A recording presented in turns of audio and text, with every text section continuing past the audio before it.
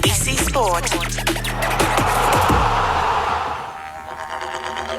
My name is Auntie Pam Pedersen, and I'm the daughter of Pastor Sir Doug Nichols. To have this round named after my father, that makes me feel so proud. The way I look at all our players, you encourage them. I say to them, think who you are, and you run out there and you feel proud. Palms it down to Jamara. He shoots goalward. Jamara's kicked it. Tapped it on Hill. Tapped it twice with his left hand. Gathered in the right forward pocket. That is brilliant. Bobby Hill. That's a Bobby Dazzler. Grimes goes long. High altitude fly for Showbolt. You're listening to the Sir Doug Nichols round. He flicks in the direction of Rioli. Fake play outside of the boot. It's a Rioli special. Grandstand AFL. The 2023 Sir Doug Nichols round. On ABC Radio, ABC Sport Digital, and now streaming on the ABC Listen app.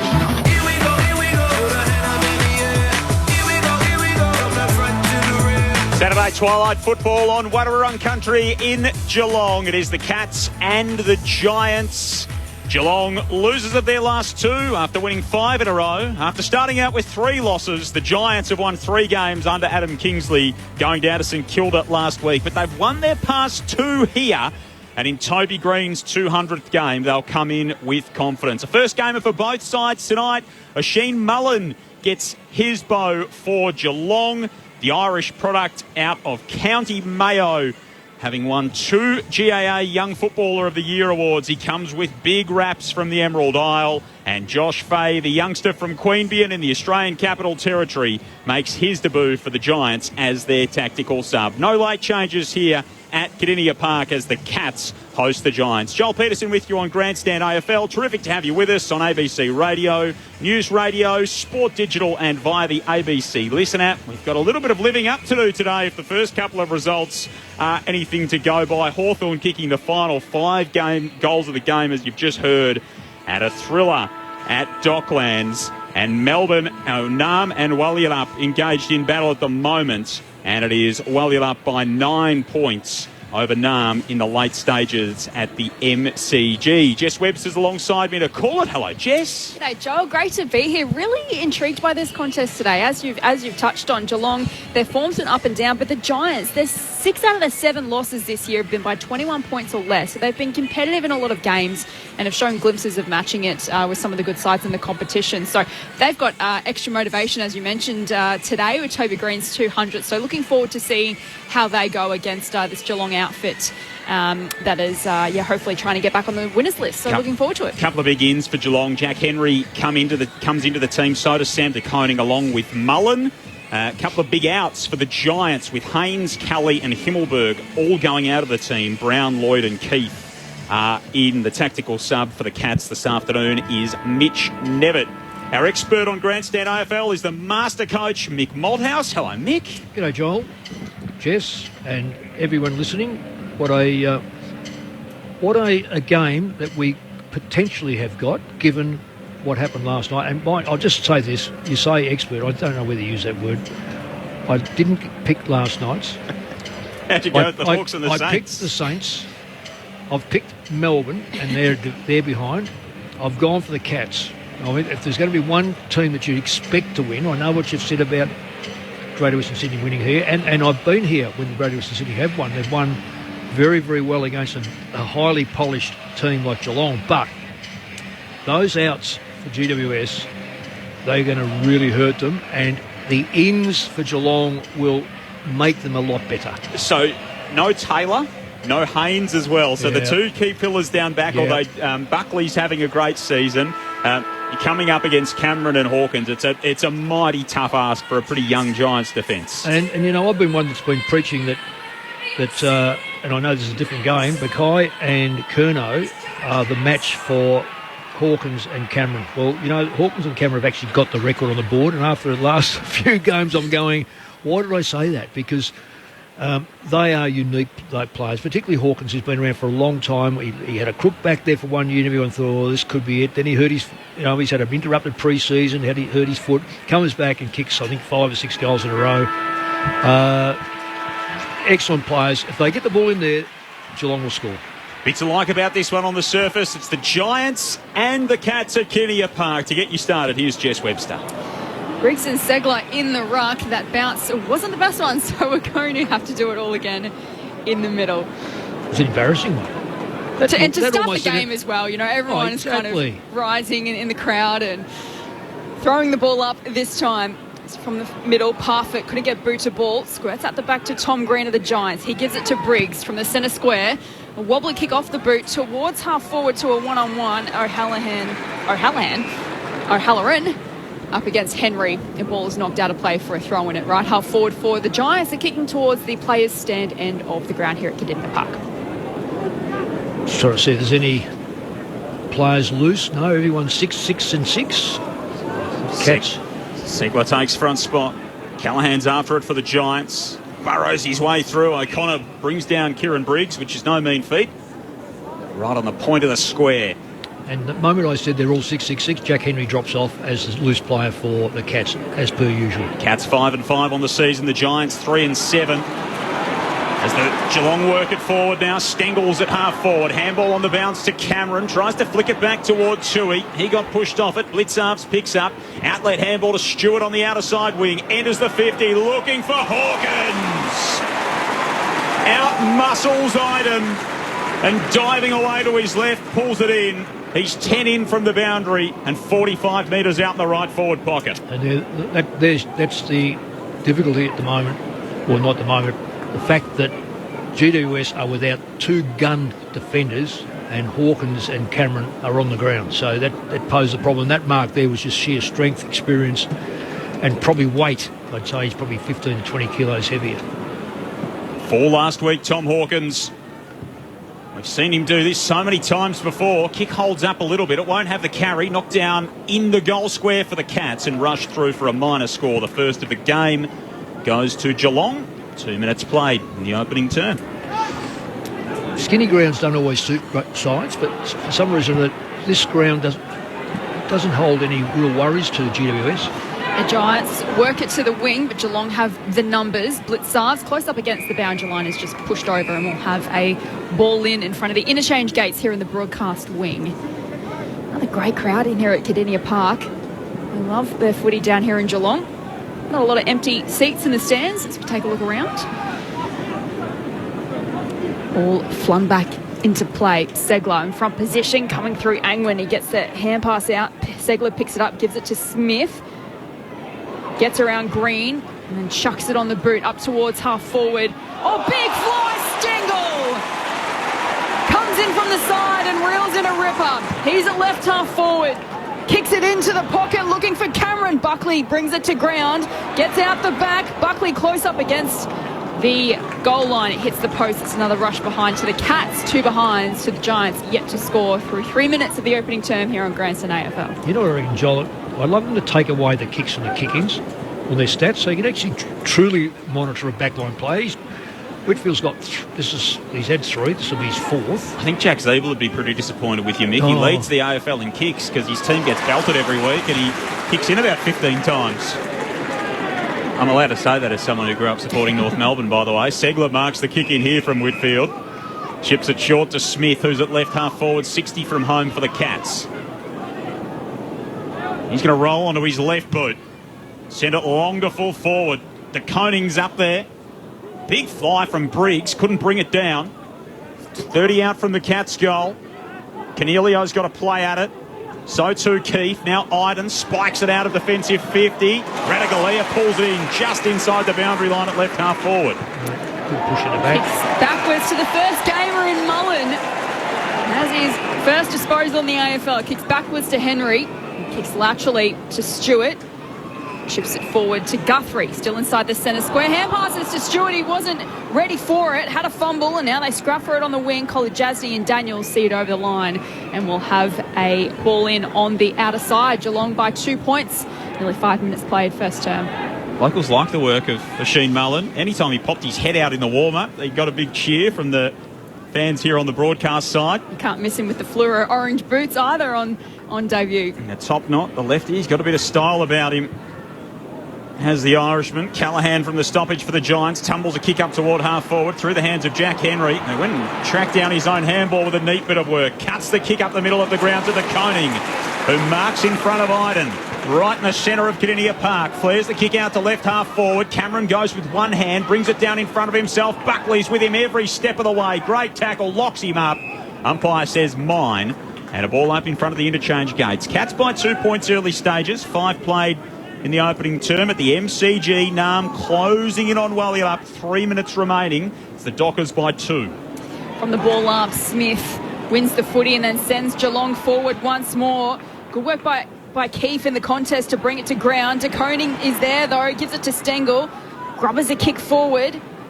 Now the Giants went out through Iden.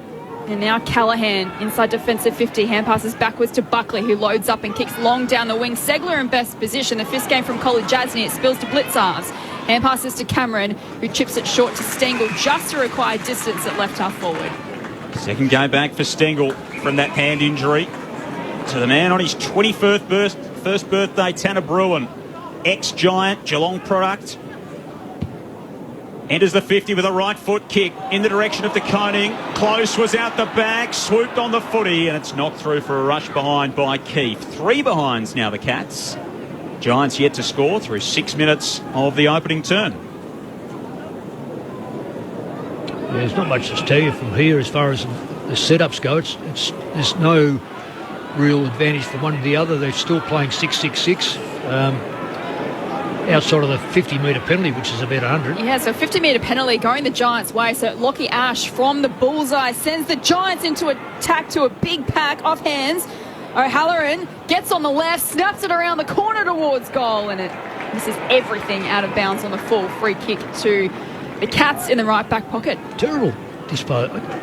Broke clear from that big long kick in, had time, got on his left foot, looked at the goals and still kicked out in the full. Just remarkable. Really had so much time. Had a lot more than he thought. Well, he could have done a heap of things with the ball. Short pass. Atkins from the back pocket for the Cats. Kicks outside the defensive 50. Bedford's there. Handballs off to Tom Green. Curls a high kick around the body. Hogan the target. Jack Henry's got to play at it. Daniels buzzing around at their feet. Outlets to Green. Tumbles it toward Golders Toby. Taken by Hogan. They dive across the kick. Picked up by Toby Green, who's into the action in game 200. Quick as a flash. Green was onto it and snapped truly. And he gets the first of the game in his milestone match. 1 straight 6 GWS. The Cats 3 behinds through 8 minutes of the opening term. And that came about through great persistence by all on the forward line. They all had the ball was bouncing around, just for those that are listening, not watching. It bounced around among probably 6 or 7 players. It was a snap around the body for a start off. It went anywhere. It could have gone anywhere. Geelong elected, which is quite remarkable in these days, to keep the ball in play. And when you keep the ball in play and you've got a dangerous player like Green around, well, the ball fell to him, and when it fell to him, he had a little bit of space and was able to kick the ball cleanly over his shoulder, weighted up beautifully. Great goal by Green. Giants by 3, back in the middle. Briggs takes it out of the ruck, couldn't find his boot. Tom Green decides to just kick it off the deck to O'Halloran. Gathers nicely, but couldn't find a target by hand. Is picked up by Stewart. Blitzarves, in fact, of Geelong. Gives it to Atkins. He hand passes into space, close to the line. Atkins gets it back.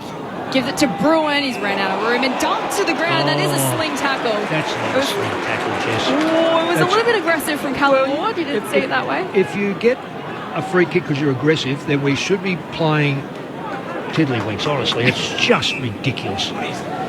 What is tiddlywinks? I don't know what it is, but I'll tell you what it does. Well, I'll tell you what it is. It's not football.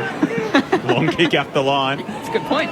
Taken off the pack from Perryman, and he's tackled across the line by Close. It'll be tossed back in left half forward for the Cats. I think a dangerous tackle is when it's dangerous, not when it's not dangerous. So that the player got up, he was okay. That's not dangerous. By definition, that's a correct statement. Bruin at the stoppage, tries to flick it out of the pack.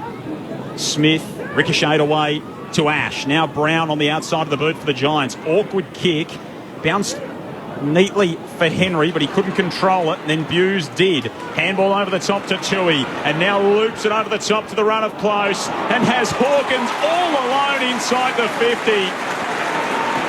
He was in 10 metres of space, Tom Hawkins. He wouldn't get that walking down Moorabool Street on a Tuesday afternoon. And he's marked on a 45-degree angle to the right of centre. Well, he got that space because Lockie Keefe was committed to Cameron, and no need to be committed to Cameron. Cameron already had his tagger with him. So Lockie's made a very, very poor decision to leave his man. So Hawkins on the approach. He'll kick from 30 metres out. Right foot kick. We've seen that so many times. And Tom Hawkins gets the Cats on the board in a major sense and hands them back the lead after 10.5 minutes. Geelong 1-3 to the Giants 1 straight. We forecasted before the game, Mick, and already the Hawkins matchup is proving a bit of an issue for the Giants. Well, it is. I'm just trying to get some disposal for the teams here, which I don't seem to be able to do, but I can get the individual ones. I don't think it's going to be a matter of how many possessions Hawkins gets, because the ones he will get, he's going to have, like that one, a set shot. The one beforehand was another set. So he's had 2 set shots already for 1 goal. He's predictably strong, we know, experienced, and with the midfield supplying the ball to him, he's going to kick a lot of goals. Full time at the MCG, Fremantle by 7 out of the middle. Giants work it forward, but it's a turnover. Mullen, the first gamer, sends it to the wing. And it's a great mark taken by Callum Brown of the Giants, just defensive side of the outer wing. People look at Callum Brown thinking of Collingwood Callum Brown, having Brownie as one of my players. Sends it to half forward. Hogan presents nicely, reels in the mark. Factus Riccardi sends it into the pocket. Henry got back, brought it to ground, coming through Bedford. Hand passes to Green, who kicked their opening goal, gets the hand pass out to O'Halloran. Hogan had a fumble, numbers around the ball. Henry's driven into the turf. Umpire calls play on. They all dive on top, and now the umpire calls for it 20 metres out from the Giants' goal. Yeah, great pressure by the Giants again to keep that ball in there. Geelong are renowned for the good run out. 30 out from the GWS goal. The players stand in. It's knocked down to Zach Guthrie, who ran straight back into the pack. Pushed off his kick. Squirts out the back now. Chance for Parfitt. Flicks it up to Stengel. Still inside forward 50 for the Giants. Close, working in close confines. Got it to Blitzarves and then away to Stengel. Underground kick from Tui. Callum Brown lays on top of the pack. Ollie Henry's not getting away with that. And we'll have a ball up at left half forward for the Giants. They trail by 3. We've played 12.5 in the opening term. O'Connor, he was stripped of it by Ward. The umpire says holding the ball. Yeah, good decision. Really good decision. Great. The Giants have brought their tackling game. There's no question about that. And that will keep them in the game for a certain length of time, but they've got to be really clean now inside 50. Ward elects to kick laterally to Jack Buckley, who's set up at centre-half forward. And then he tries to find a target inside 50. Not a great kick. It was looking for Toby Green, and Stewart stands in the way and then ships to O'Connor at centre-half back. The acting captain to one of 4 Irishmen out there. Of course, Tui, O'Connor, the youngster in Mullen, and Callum Brown for the Giants. O'Connor's kicked to centre-half forward over the head of Henry. Ash socketed on for the Giants. Callum Brown was there to pick it up, did nicely. Flicked it up to Iden, now to Angwin, and then the run of Perryman. Iden comes cruising past again as the Giants overlap it to the outer side wing. Whitfield dropped the handball. One he should have taken. In fact, it was Peatling out there. Now diving in on top of the football is Ward. He frees it, but only to Cats numbers. Blitzarves along the boundary line. Callan Ward dives across the kick in desperation. Forces it out of play. It'll be tossed back in. We'll have a throw in between the wing and half forward for the Giants. Outer side of the ground. It is the Cats by 3 points through 14 minutes. Briggs and Blitzarves do battle in the ruck. Briggs won, gave it to Perryman, hacks it forward. Buse is first there for Geelong. Is brought to ground. Ball locked up. Ball up 50 metres out from GWS's goal. Learn the kick right foot. That would have ball in the goal square, that kick. From the ball up, Bedford emerges with it, gives it to Tom Green, and now Cornelio hand passes defensively to Perryman. Kicks a high ball into the pocket to a contest, and Riccardi's pulled in a mark. That's a great mark. That is a. Can't tell you how good that mark was, given his opponent, who was right on him, and Am I picking up right his opponent? Is that Blitzos? Or Jack Henry? Henry standing the mark. Oh, well, either one of those players can defend. So Riccardi, 15 metres out. No worries. The Giants have their second and they're back in front. 2 straight 12 to Geelong, 139 through 15 minutes of the opening term on Grandson AFL. Jess Webster, Joel Peterson and Mick Malthouse on Grandson AFL. Yeah, well, that ball was kicked in and Geelong players were picking up one-on-one, so it was a fair and reasonable defensive area. But what I liked about the GWS, they didn't overplay the numbers of that ball, so it left virtually a one-on-one, and Riccardi was strong enough against a player who we recognise, Jack Henry, can play at either end of the ground and is a great spoiler, just couldn't get his fist to it. So fantastic mark and a good finish. He's got a lot of potential, Riccardi. He's not quick, and what he needs is consistency, and that's what he's got to do, is mark those that come near him. He hadn't kicked a goal since round 1. Yeah, there it is. Riccardi in his 6th game today, kicked 2 in round 1, hadn't kicked one since, so he's on the score sheet early doors. Of course, played a lot of his footy just up the road at Werribee in the VFL. Cats from the centre square, a little bit of instinct from Stengel and then from Henry to knock it on. 1-2 between Stengel and Segler. And Stengel gets on the right boot from left half forward, sends it inside the arc. It's over the head of De Koning, who's providing a makeshift third tall target up there, and Angwin fills the hole for the Giants and takes the mark. Shares the kick with Keith, now out wide to Riccardi, who's operating in the defensive 50. Kicks on the outer side wing to Peatling. Whitfield comes past, pops it on over the top. Bouncing ball in front of Cadman. Did well, kept it in, got to 55 metres, kicks an absolute sack inside the 50. And Radaglia was in the right place at the right time and accepts it to his chest in the back pocket. Yeah, 2v1, always going to win. Geelong are great at getting their second defender back. Radaglia short to Henry and falls short. He's tackled by O'Halloran and we've got a stoppage. 35 metres out from the Giants' goal, close to the boundary. And they lead by 3 points. Segler in front position in ruck, palms it down only as far as Hogan of the Giants, shares it with Bedford. And now to Riccardi, slaps it forward, almost a throw. It's picked up by Henry. He's tackled to the ground. Now Cornelio has a go. Scrubbers a kick forward. O'Halloran has a go. Now it spills to Cornelio. Still fighting for it inside 50 for the Giants. Numbers around the contest. And O'Connor over the top of O'Halloran, and we've got a stoppage 30 out from goal. Brilliant by Giants. Just bulldoze that ball, keep it in the dangerous area. Geelong couldn't clear it. It's not pretty, but they're doing what they need to at the moment. Segler down decisively in ruck. Cornelio sharked the tap, hooked it around the corner. Ricochets back to Segler inside the defensive 50. To Stewart, who flares the kick out in front of Ollie Henry, paddles it out in front of himself, but 2 Giants to beat. And Lloyd and Iden did well. Iden picks up eventually, bangs it back in the 50. Radaglia floats across, can't take the mark. Hogan goes to ground in the pocket for the Giants. They keep it moving once more. Daniels fights for the ball. He can't collect it cleanly, and a ball up 25 metres out from the GWS goal. They lead 2 straight 12 to the Gats 1-3-9. 18 minutes played in the opening term. Riccardi up in ruck this time. Segler went down low, picked it up. They tried to drag him down to the tackle. They could only bring him to a halt, and we're still 30 out from the Giants' goal. Segler palms it down. The Giants went out through Callahan and then to Lloyd, who has a flying shot towards goal, and it just nicks in for a behind. The Giants' first of the evening. 2-1-13, leading the Cats 1-3-9. 19 played opening term. It's quite a good game. It's an enjoyable game. It's tough. There's little space. Got to be very, very skillful to get that ball cleared. Geelong generally on this ground are that. They're finding it hard to move that ball into their forward line. Chris Scott said after that loss to Fremantle last week, they just had a complete lack of cohesion with the names that were out of their team. They brought back a couple of key pillars in that defence and hoping that they can regain some of it. They haven't shown a lot of connectedness as yet. They work it to the wing, but Ward scoots away with the ball for the Giants. Kicks inside the 50. Radaglia across in front of Hogan. Did enough to affect the kick. Spilt to Stewart.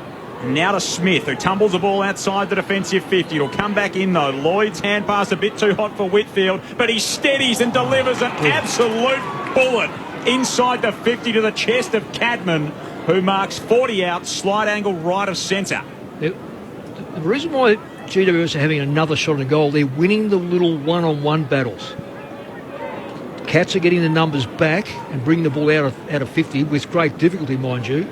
But this is another turnover and fantastic kick, as you mentioned, Joel. That's good to a home game as you'll get for Aaron Cadman. The kid from Darley on the left boot lines it up for his 5th goal of the season and pulls it to the right-hand side. 2-2 the Giants, 1-3 the Cats, 5 points the spread into time on in the opening term on Grandstand AFL. Well, that's a bad miss. Bad miss, left footer. Had the ball where he needed it as a left footer. Smith from the kick in, kicks to the wing. It's off hands. Cameron laying a tackle on Whitfield. The ball is locked up centre wing broadcast side. It's a great player, Whitfield. He really is a tremendous kick, that ball at Van Kevin. Segler gets rid of Briggs in the ruck. Close to Myers and now to Smith. Kicks up towards half forward, not a great kick, and the Giants went out through Halloran to Green. He chips it towards the wing. Segler gets a hand to it, couldn't complete the mark.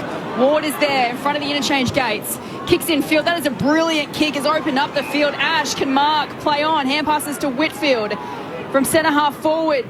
Kicks it into the arc to a contest. Henry did well to bring it to ground against Cadman. Ball still alive. Guthrie laying a tackle on Toby Green. The ball is still alive. It spills loose. Daniels picks it up for the Giants. Close up against the boundary line. Centering kick. Cadman runs into his own teammate but reels in the mark. Well, there is disarray. The Cats. There's 3 players. Great call, Jess. That was... He collided with his teammate because any one of those 3 could have marked that football, and it was a great play to centre up for a starter. But where the Cats' defenders were all sucked into the play, you put your nose, the snout in that trough. You've got to be able to spread. And they had too many players at the ball and not enough picking up players through that corridor. Missed a shot moments ago.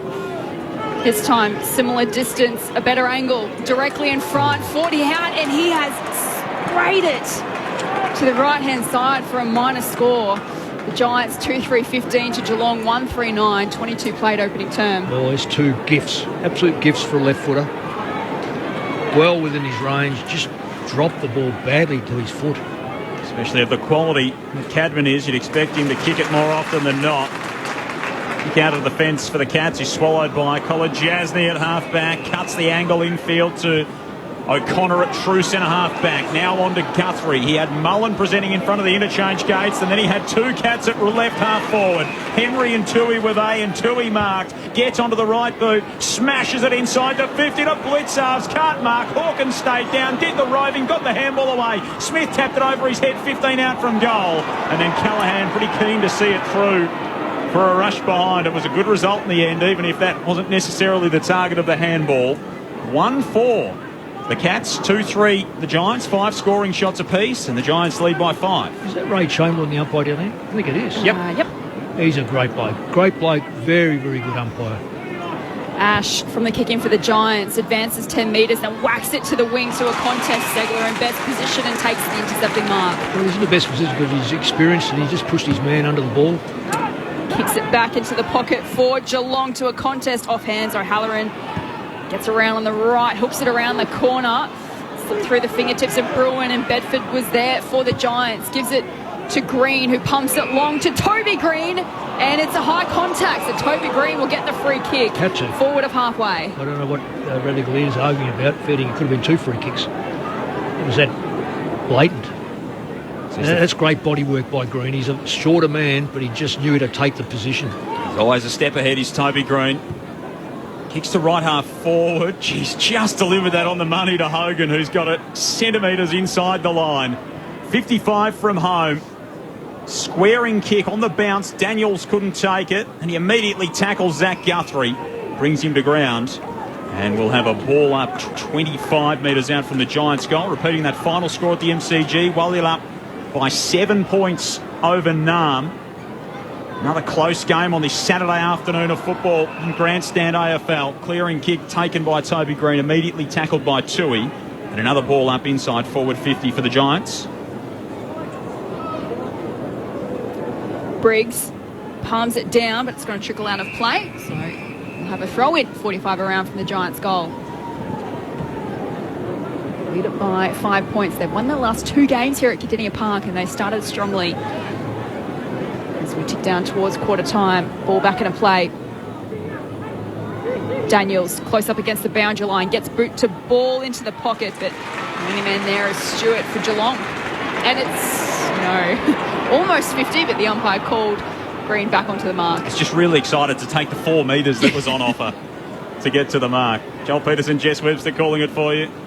Nick Malthouse, your expert on Grandstand AFL. O'Connor stands stationary atop the defensive 50, adorned in the Aboriginal flag in Sir Doug Nichols' round. Pumps it long toward half-back. It's fisted back by Briggs toward half-forward for the Giants, but Blicavs stands in the road, hooks the kick around the body into the centre square, and Whitfield marks, immediately plays on, shoots his kick forward for Bedford, who's got it 75 out for the Giants.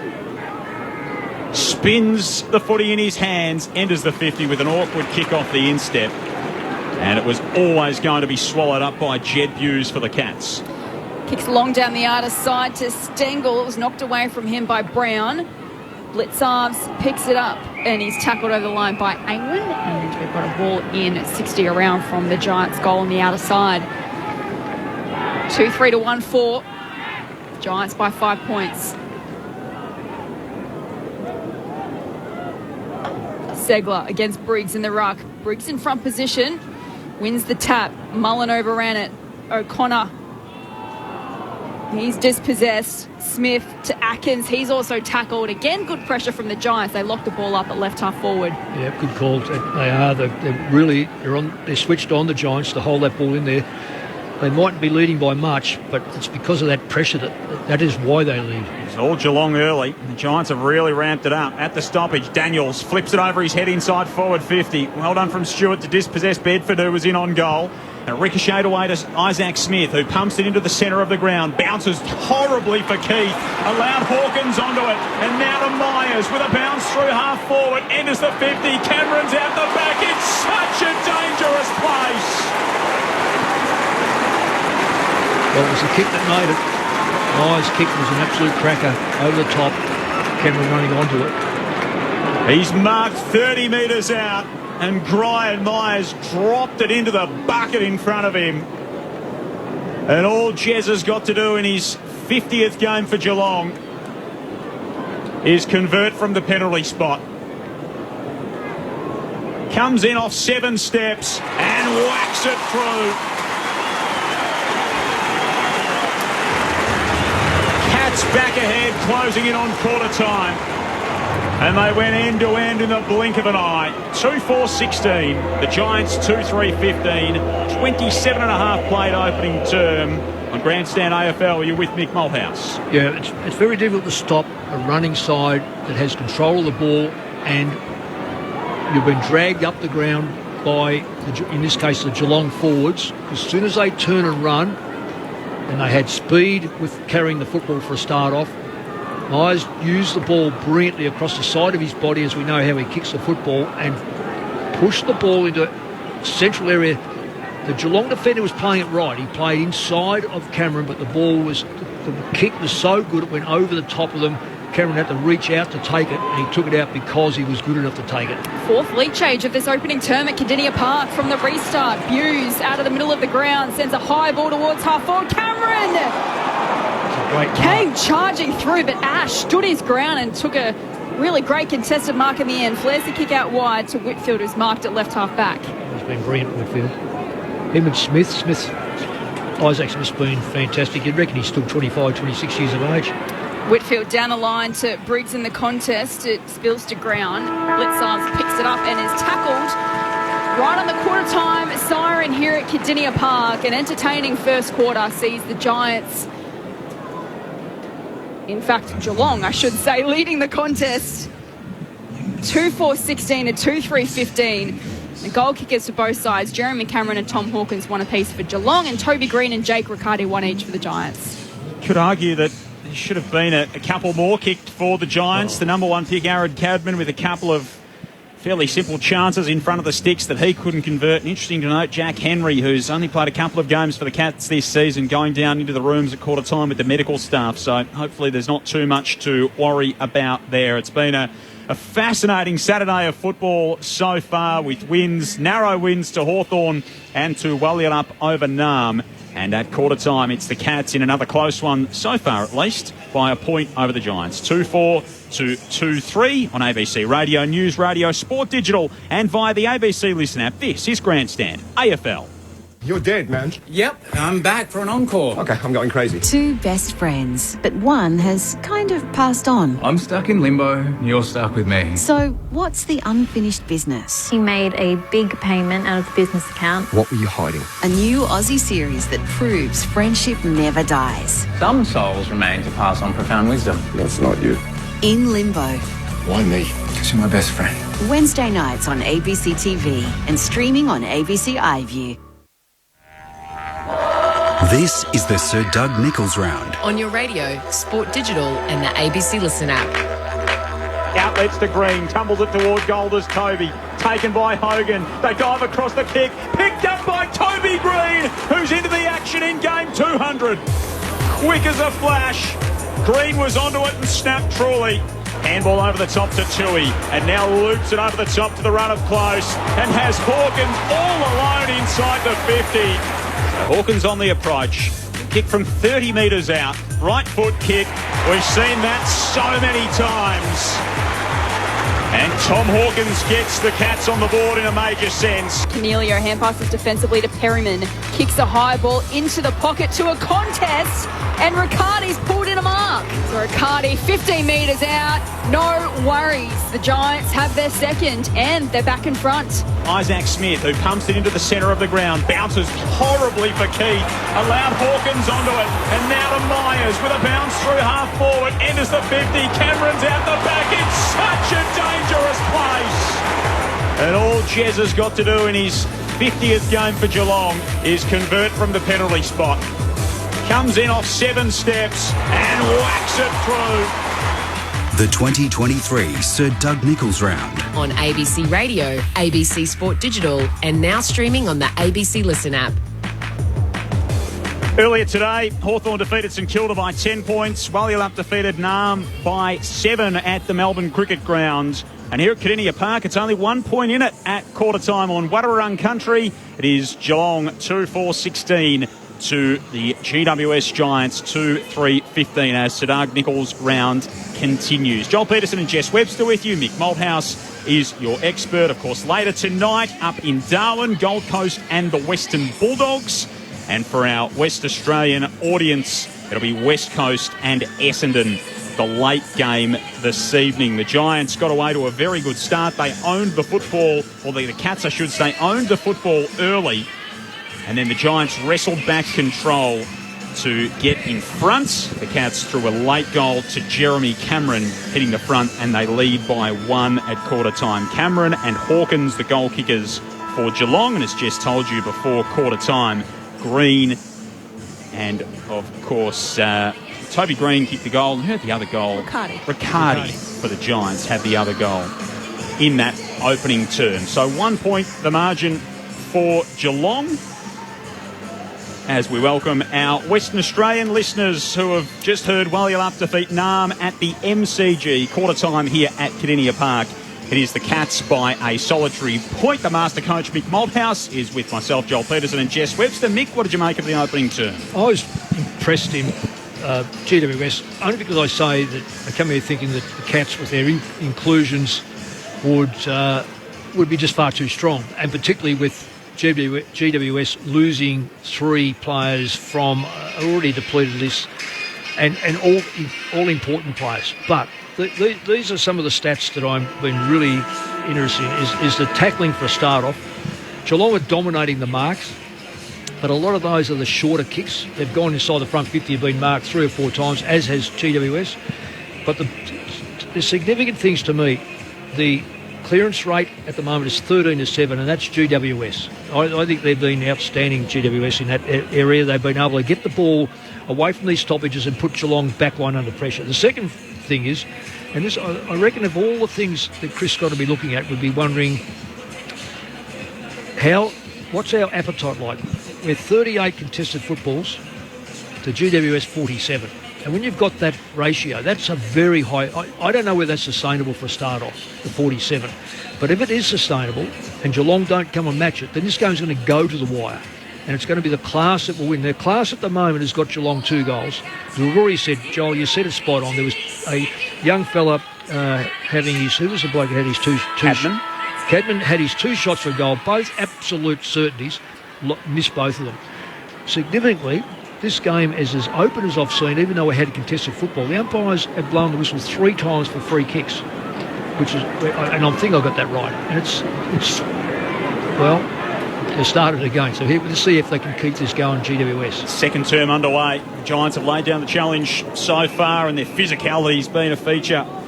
That pressure around the footy, as Mick said, looking at inside in their forward half a number of times. Ray Chamberlain, Nathan Tomek, Cameron Dorr and Martin Roger, 4 umpires out there this afternoon. Callan Ward from the secondary ball up in the centre. Toe pokes it forward to centre half forward for the Giants. Buse is there. His handball went awry. Tom Green to Ward. Back to Tom Green, retreats some ground, hands it off to Briggs, who bangs it forward, kick smothered. How will it bounce? Inside the 50, O'Connor gave away a free kick. Bedford wants to play on, could have given it back to O'Halloran at the top of the 50. Now Callaghan to Whitfield, off a step from 52, drives it to full forward. Rattigalia with a fist, Blitzarv's handball back into traffic. Clearing kick knocked down by Cornelio, 40 metres out from the Giants' goal.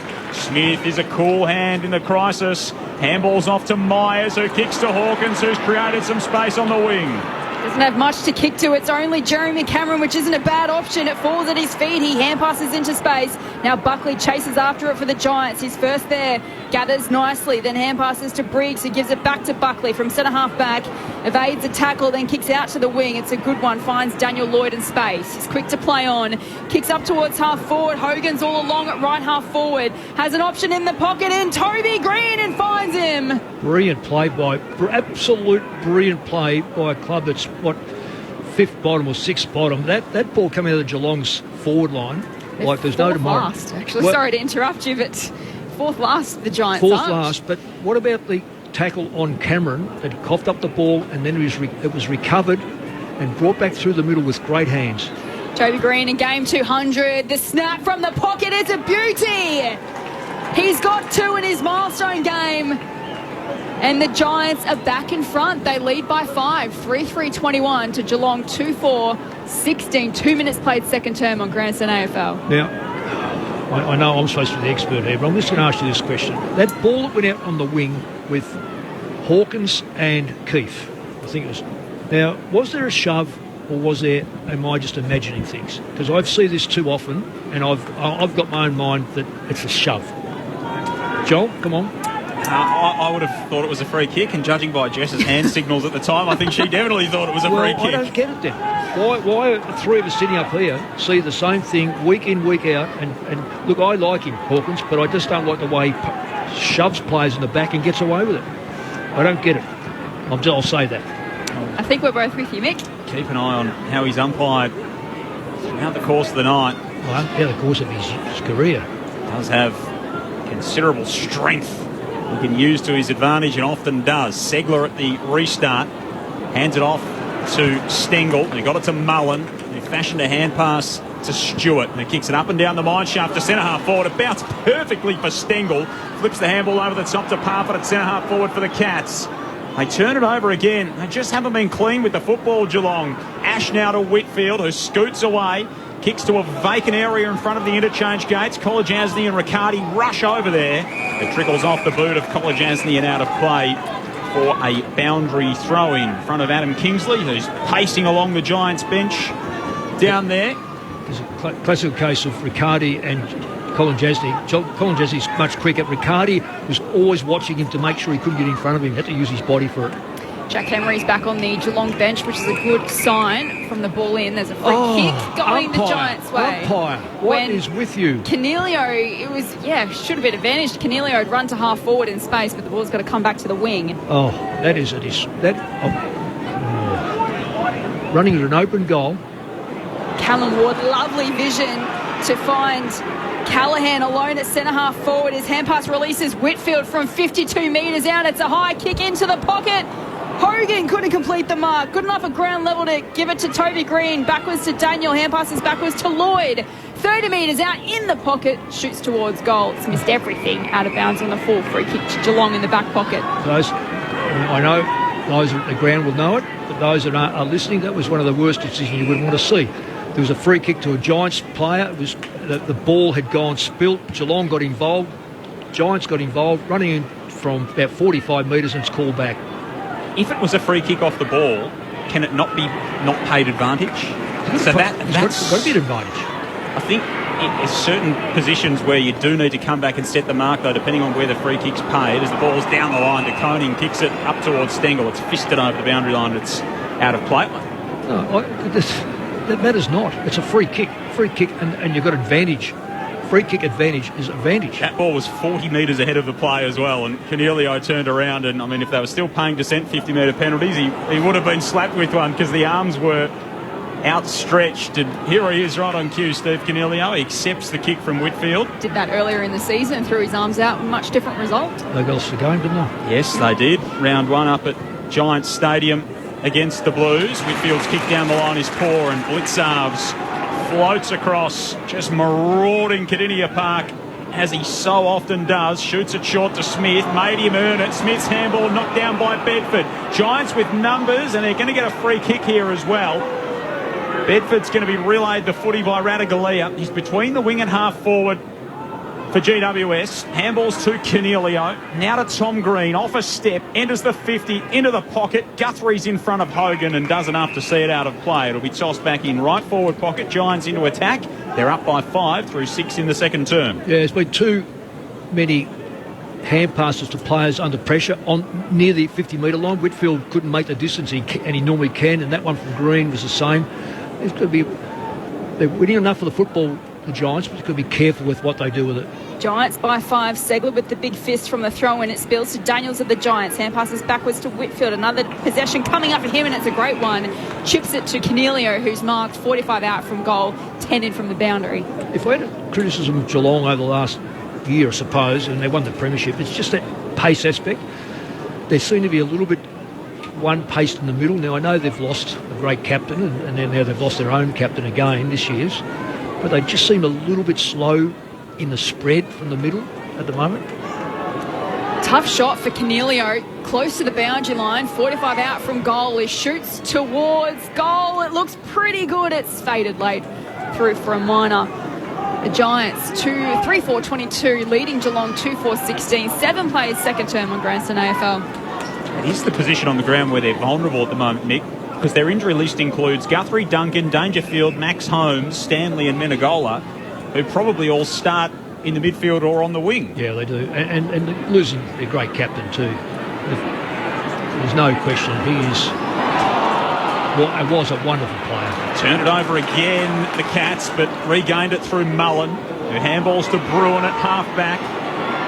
Stewart has a bit of a fumble, and then handballs to Smith, who's on the back foot, kicks high up and under. Ollie Henry crashes in over the top of Ward, but they can't hold on to the football, the Giants. Cornelio's handball infield, got it to Ward, slips the tackle of Atkins, hooks the kick centrally inside the 50. Green's at the front, takes it at ground level, flips the handball over his head. Segler had a play at it, couldn't pick it up. Cadman has a go. He got it to Daniels, who busts through a couple of tackles around the body, looking for Toby Green, who slides in, paid the mark. Yes. Oh, great play.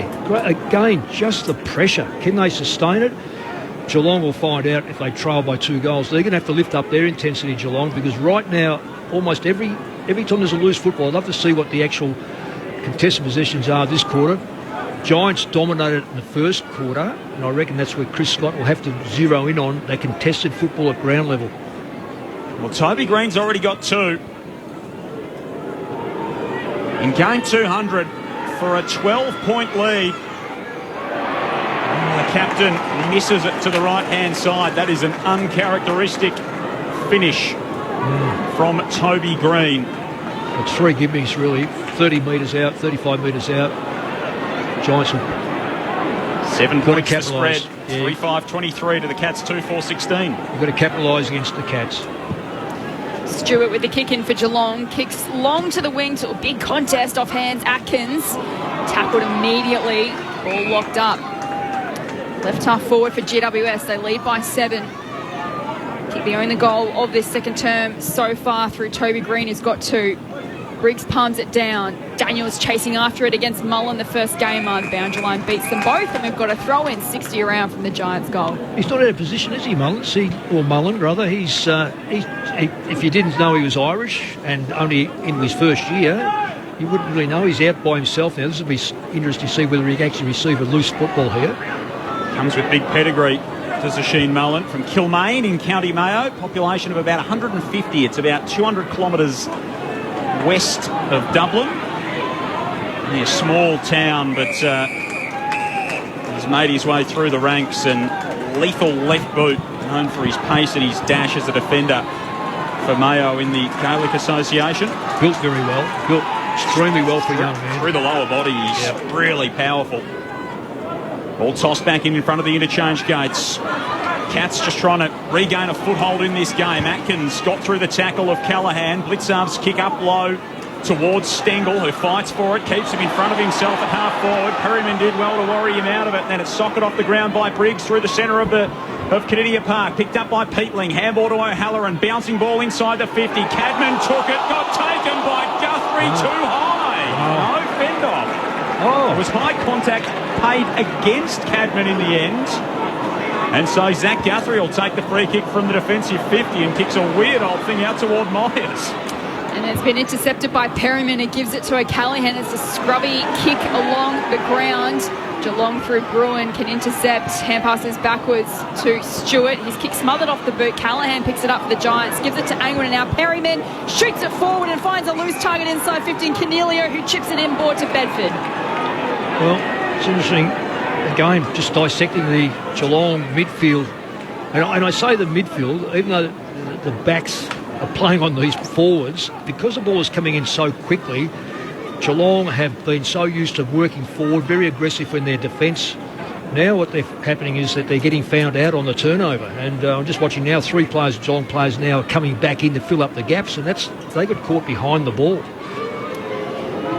Bedford will kick from 40 metres out, a slight angle left of centre. On his approach now, lets it fly. Excellent strike of the footy, and it's home.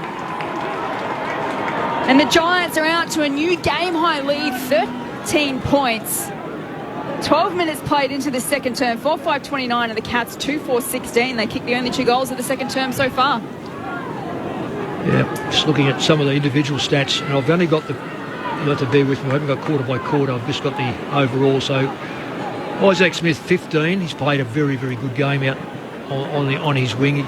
Typically, Whitfield, I've really been impressed in Whitfield. His use of the football has been extraordinary. Tom Stewart, he's been getting the scraps at the back end, so a lot of those just help our teammates. So they need him down there, but he hasn't had a great bearing on the game. Stengel's early was fantastic. It's gone out of a bit. Cornelio's just been good all over the ground. Ward's been very, very good. So Giants have got probably the best numbers in the middle. Had more inside 50s than the Cats. Geelong have only generated 3 deliberate shots on goal so far from 12 forward 50 entries. Yep.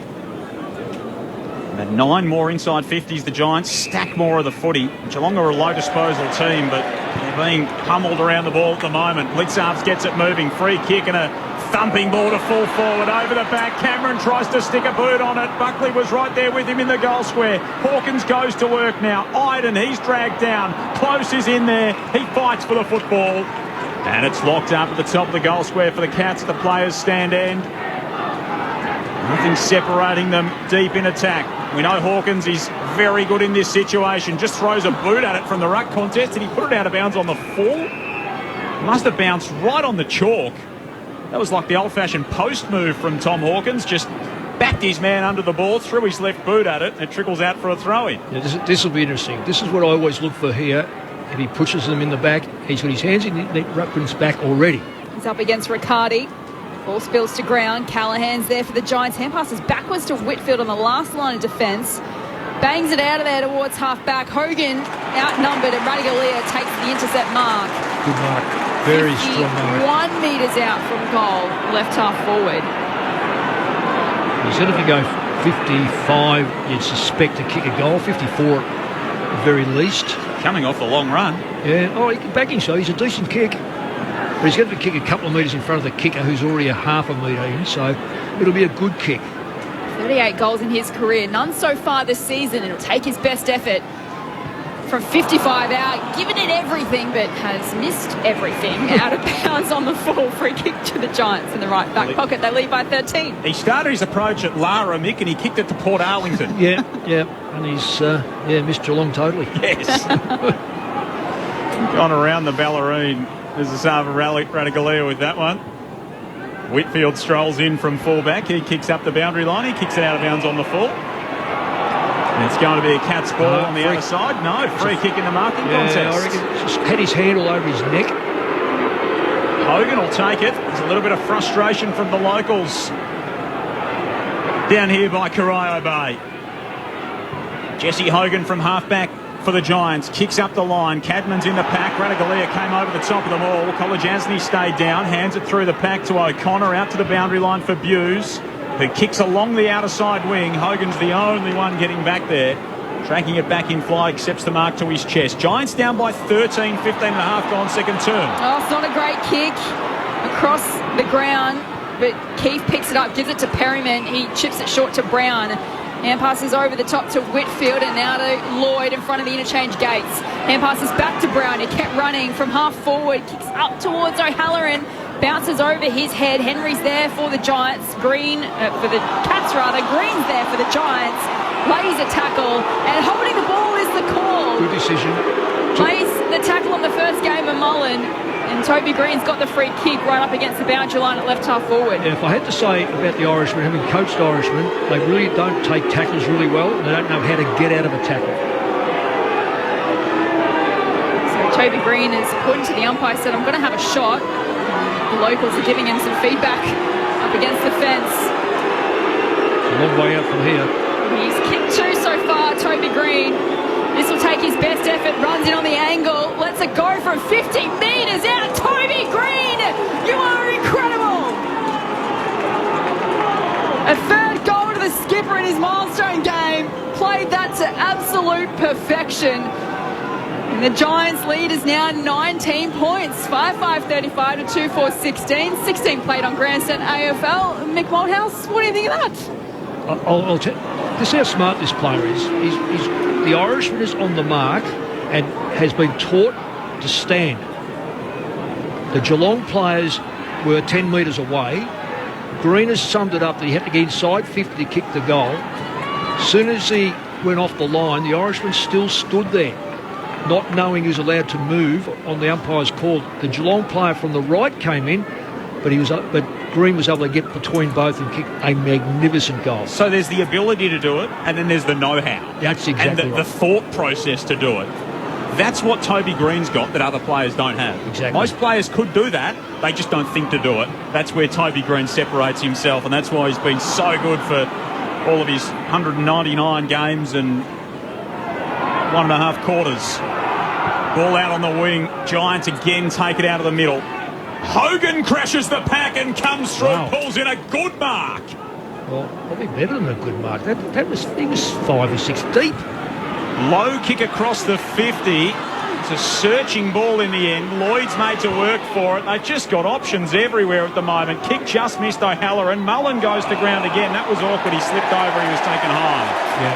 And the locals give the umpire a bit of feedback, and Mullen looked at him and thought, surely I haven't given away another free kick. And no, Oisin, that's your ball. And he drives the Cats outside the defensive 50. Kicks to a big pack off. Henry with a big leap. That was a superb grab. He marks it half back. We'll send it long down the line, looking for Segler, who's nudged out of it by Riccardi illegally. So Segler will get the free kick on the wing. Ollie Henry's first possession. Am I reading this right? The funny thing that might be Ollie Henry's first possession, which first time he's playing alongside his brother too in the big time as Segler hands it off to Smith, kicks the Cats inside 50 to a pack. Off hands, Myers, Rose, snaps towards goal, and it bounces through for a minor score. Geelong's first score of this second term. They trail the Giants by 18. The Giants 5-5-35 to the Cats 2-5-17. 19 minutes played second term. Right about Henry, Mick. First touch for the game for the youngster. Kick out wide from Whitfield. Directed to Peatling. Out of bounds on the full this time. Yeah, it's twice he's put the ball out of bounds. He hugs the line, Whitfield. He backs himself so much. It's probably been missed by a couple of inches. Zach Guthrie from 65 metres out. 9 irons it to the pocket through the hands of Cameron, who had the arms outstretched. Briggs at the back, the big fella. The wall just stood in the way. Sends it up toward Cadman. He's worked off it by Buse. Bounces well for Cornelio. Ran immediately into Guthrie. Now Cameron's up at left half forward. Sells Candy to a couple of them. Kicks inside the 50, only as far as Lockie Ash. And marks and then plays on immediately. Wants to spread the game out wide. Lloyd rises in front of Isaac Smith. Couldn't pull in the mark. He's first back there though. Scoops it up. Falls down. Got the handball away to O'Halloran for the Giants. He handballs infield now to Ward as they generate some run. Ward's wrapped up by Atkins. No free kick. They're going to go berserk down here at Geelong. O'Connor's kick smothered. Ash has got it again. Now to Bedford. Giants link up through the middle. Another tackle and the umpire says mine. Oh, they're going to go and knock down the new stadium. The new grandstand will come tumbling down there. That annoyed down here at Geelong.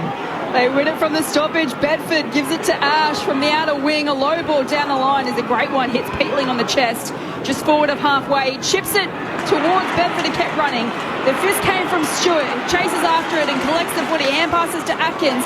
Now to Mullen. Just got the kick away down the line. And coming back is Ash. He missed the footy completely. Dispute on the wing. Picked up by Cornelio. Shares it with Whitfield and now to Callahan. Through to Angwin and he's coughed it up. O'Connor comes through for Geelong. He's tackled immediately. Goes to ground. Ball up inside the centre square. It's hot footy out there in the middle. GWS by 18. Well, I think everyone needs to take a breath, honestly. There was that much mucking around with the ball. Too many hand passes and not enough yards made. The rumblings of discontent down here at Kinnear Park. Mick Malthouse from the stoppage. Myers handballs to Guthrie. What can they get going here? The Cats. Cameron stretches out at half forward. He marks at 52 from home at right half forward. It's tailor-made for him. I would say that's their pocket where they practice all night, or all day at training, so you'd suspect that he's got a real chance here. Good play by Giants with the number. He's going to centre it up. It's an awkward kick in the end. Henry wasn't really all that well placed to make a run at it, and the Giants are going to run it outside the defensive 50. Ash is dragged down by Cameron, and that was almost just a frustration free kick as he dragged Ash to the ground. Ball was out of play before it, and a ball in. Cats trail by 18 points. At the moment, they look pretty bereft of any confidence and vigour as we're 22 minutes into this second term. Atkins from the stoppage gives it to Smith on the point of the square, sends the Cats to full forward. De Koning in the contest, couldn't reel in the mark. Ollie Henry is dispossessed. It spills out to Cameron. He's tackled by Callahan, and the umpire says, I'll have it. Ball up, 45 out from the Cats' goal.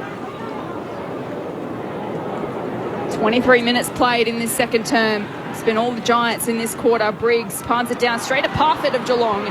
Finds some space. The centering ball doesn't have the distance to get to Tui. And that's to follow up at ground level. Here's Mullen, the first gamer. Bumps off a tackle. Chucks it on the left boot. Just misses. But a bit of X factor shown by the first gamer in Ocean Mullen. He's registered his first score in the big time, and the Cats fans are delighted.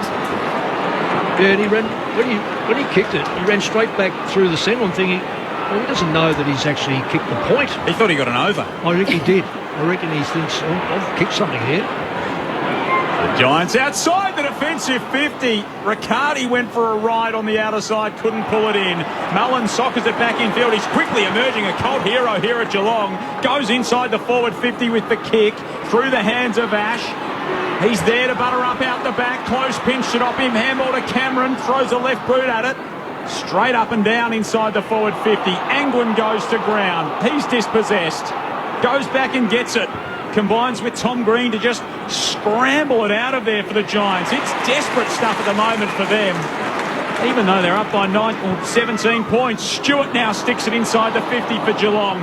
Again, the Giants have numbers. Ward stood in the hole, tough as ever. Close with the back heel, got it to De Koning somehow, who picked it up inside the forward 50. Outlets to Parfitt, one way the other. Right foot snap, finally.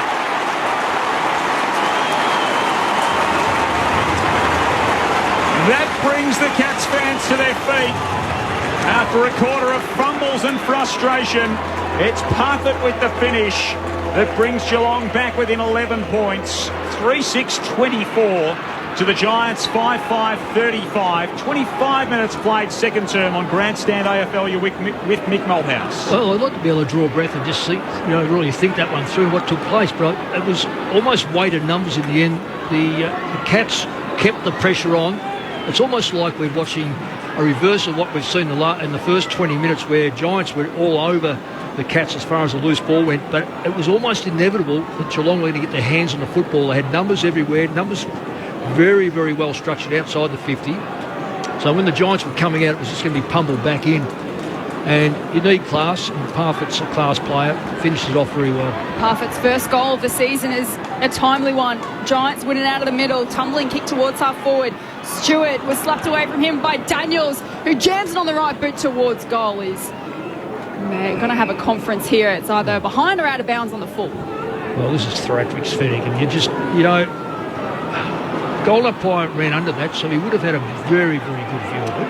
We don't have the technology to determine whether the ball went over the post or not, so why do we bother? Well, exactly. So we're going to now look at something that... What exactly is that determining?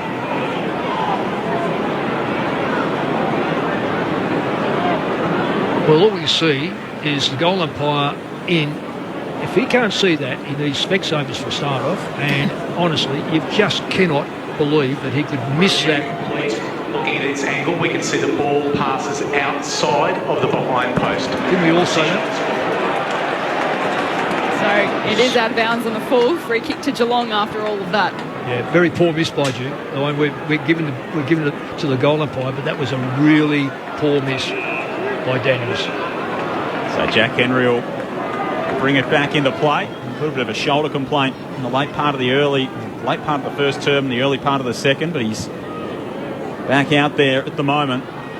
Drives it outside the defensive 50, looking for brother Ollie. Parfitt picked it off the pack and then sped away. Got it to Myers, who kicks, releasing Stengel at half forward, but Buckley was there as the ball carried over the head of Tyson Stengel. Had a great season as the young Giants key defender, back from an ACL last year.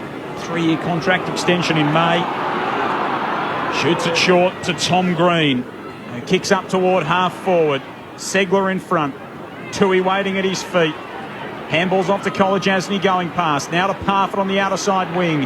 Back to the run of Tui, who kicks inside the 50. Will it stay in for Henry? It won't. It trickles out of play in front of the scoreboard. Left forward pocket. Cats into attack. 40 around from their goal. They trail the Giants by 11.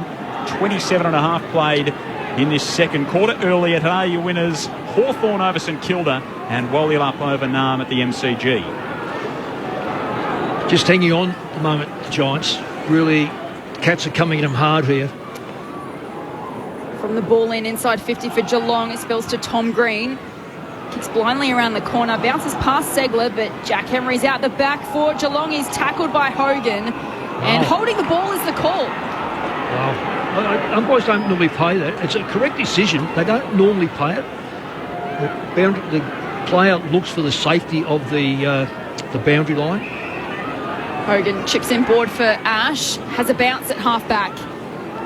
Hand passes to Canelio, he gives it back to Ash. Hand passes to Keith in the middle of Kardinia Park. Now off to Perryman, who shoots his kick towards half forward. It's a good one. Callahan marks 2 kicks from goal. Has Whitfield riding shotgun, elects to kick inside the arc instead, over the head of Daniel. Segler's out the back for the Cats. He gives it to Guthrie, who's tackled to ground. Umpire gives him the benefit of the doubt this time. Stoppage 30 metres out from the Giants' goal. Good movement by the Giants. And good play by Geelong to hold it up. Briggs works his way in front of Segler. Kolajasny lays the tackle. Umpire lets it roll. Eventually it squirts out. This time Tom Green's in there to wrap up Brandon Parfitt. And another ball up 35 metres out from the Giants' goal. They lead by 11, closing in on half-time here at Kardinia Park. Toby Green throws himself at it. O'Connor does the same for Geelong. Hughes has Hogan lying on top of him. And again, Ray Chamberlain says, I'll have it. This time 45 out from home for the Giants. Giants have got 2 behind the ball. They're trying to hold this out. Giants by 11. Segler hand passes blindly. It's intercepted by Peatley and gives it to Ward. Shoots his kick into the pocket, and guess who? Toby Green's on the end of it again. Well, can I just explain what happened there? That ball came outside 50. As I said, they had the extra numbers of Giants. Toby Green automatically started running to the, we'll call it the right-hand side, and it opens up space. So Ward had a terrific opportunity then to find him. Great play by the Giants, really knowing each other. Toby Green will have his shot after the halftime siren. He's already kicked 3 goals in his 200th milestone game. This one, 40 metres out, 15 in from the boundary. Take his best effort, but from what we saw on the opposite flank earlier in this quarter, this man can do anything. He can't play on, that's for sure. We'll have to kick a drop punt to cap off an impressive first half for the visitors. Green has 4 to half-time, and the Giants lead by 17 points. At half-time, 6-5-41 to 3-6-24 is the score. Your goal kickers, as I mentioned, Green has 4, Bedford 1, and Riccardi 1 for the Giants. And for the Cats, singles to Parfitt, Cameron and Hawkins. What a way to finish this opening half for the Giants, with their captain kicking his 4th goal in game 200. And the Cats, who have looked anything but clean in the early stages of this one, find themselves in a 17-point hole at the long break, having lost their past 2 to the Giants here at Kardinia Park. 6-5-41 to the Cats, 3-6-24. Earlier today, Hawthorn kicked the final 5 goals of the game to run over the top of St Kilda at Docklands. And at the MCG, it was Walyalup who defeated Naarm 12-7-79 to 10-12-72. Jai Amos kicked 3 goals for the Dockers. Josh Tracy and Bailey Banfield each kicked 2. Bailey Fritsch and Cozzy Pickett each kicked 2. Pickett's, the first goal of the game was trademark Cozzy Pickett. Christian Petrarca with 30 disposals for Naarm. Andy Brayshaw with 29 for Walyalup, and Angus Brayshaw with 27 for Naarm. Here on Wadawurrung Country by Corio Bay in Geelong, it is the Giants by 17 points, 6-5-41 to the Cats, 3-6-24. To sum up that opening half, the thoughts of our grandstand AFL expert, Nick Malthouse. Well, I can sum it up by just saying it's a terrific game of football. There's some real heavy contesting. Both sides have been at it. I thought the first one, as I said, the first quarter, I couldn't believe that the contested possessions were 47 to 36. 47 is a lot of contested possessions, and I was just wondering whether or not the Giants can sustain that. Well, they more than sustained it. What they did, they put Geelong really under the griller, and what spun out of it was a magnificent Toby Green that ended up kicking 3 goals himself. Whitfield continued on his way, as did Tom Green. I've got the stats down at 90 possessions Geelong first quarter to 96. That's now spun around to Geelong got 78 that quarter. That gives you a bit of an idea that they were deprived of the football, and it was 110, I think, if my maths are right, by the Giants. And they had an overall domination. I mean, stats are stats. I mean, I've seen so many games won this year with less entrances inside 50, but noticeably it's the scoreline that does it in the end. And you can have all the stats you like. As I say about key backs, they seem to all chase each other out of the goal square to see who can get the extra stat. But this is significant. When you analyse who's getting the football, and you want to have your best players with the football, and there's no question that when you have a look at Lachie Whitfield for a start off, he is outstanding with the ball. And I know some of these are kick-offs, so he's had 14, so he probably kicks the ball off every time. What did Geelong kick? 6 points. So it could be around about 8 or 9 kicks. Hardly missed the target. I know he's kicked the ball out twice on the full, but both of them were hugging the boundary, and nothing could come of them. The second one is Isaac Smith's been keeping Geelong in the game by his work through the half back through the half forward line. He's a terrific player. But Tom Green gets a lot of the football. Cornelio's getting a lot. Callum Ward's round the clock back today. He's been magnificent. And I still haven't mentioned a Geelong midfielder. And they're outside of Smith on the wing. There is the major problem with Geelong at the moment. They're not getting the football in the middle. They're not spreading hard. And even those that are in the middle aren't spreading hard enough to cover the GWS midfield, who have been, as I say, outstanding. There's a lot of little cameos. We've seen a fantastic mark right in front of us. We've seen Toby Green kick his 3 goals that quarter, end up with 4. We've seen some terrific tackles. I think the umpires have been pretty good. I think Geelong would argue the case on that, but I reckon they've been able to let the game go a fair bit. We have disputed two distinct decisions. One was an advantage, the other one was a push in the back. But outside of that, over an hour of football, it's not too bad. So I think it's quite remarkable. I was here a couple of years ago when I watched GWS beat Geelong, and it was so similar. They attacked through the midfield. They made sure that we've got numbers in the back half to stop those big key forwards. Those key forwards have kicked a goal each, and I'm talking about Hawkins and Cameron, but they've only had limited shots on goal, whereas it's a continual. In fact, I haven't got the 50 metres, inside the 50 metres, which I'm sure we can dig up. 26-22 the way of the Giants. Yeah, 26-22 doesn't sound significant, but it's how deep they go, and it's how long you hold the ball in there or you mark the ball. And 14 shots from 26 inside 50s for the Giants, 8 shots from 22 inside 50s for Geelong. Yeah.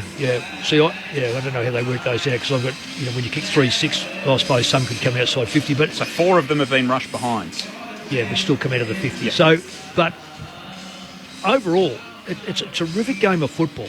Certainly, Geelong are not out of it. We know how Geelong can play. They're not out of it. It's the sustainability that always worries me about sides. We said that GWS are 4th bottom, and they're 4th bottom for a reason. They've lost a couple of games that they should have won. Maybe they were robbed of one game, but nonetheless, if you go with your tail up and you remember why you're in front, it's not being satisfied with how far in front you are. It's how you got there. It's the net outcome. I believe greatly in outcomes. What's the outcome of this tackle? What's the outcome of us running? What's the outcome of us outnumbering? And if they go in and say, we are doing this well, and you can continue it. But Geelong on the other side, stoppages, they're not clean. They might have cleared a few, but it's not clean. Secondly, the spread of the stoppage. When that ball is spread, it's so far, it's GWS players. So whether they need to get Stegel in there, whether they need to put who else can we put in there? Look, it might even be Parford's kicked a goal. Hasn't really had a lot of the football though.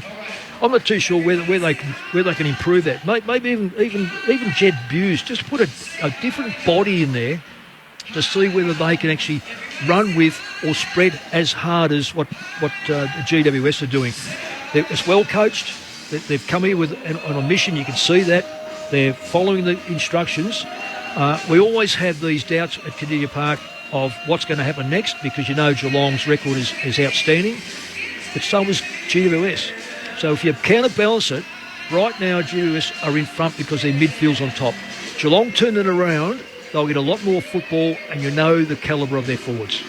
So +9 and +8 in that opening half, the Giants for clearances, 22-14, +28 uncontested possessions for GWS. They've had 39 more disposals. They've also had 13 more tackles. They've had 18 tackles inside the 50 to 3. Geelong are the number 1 team for marks inside forward 50. They've taken 3 to GWS's 10.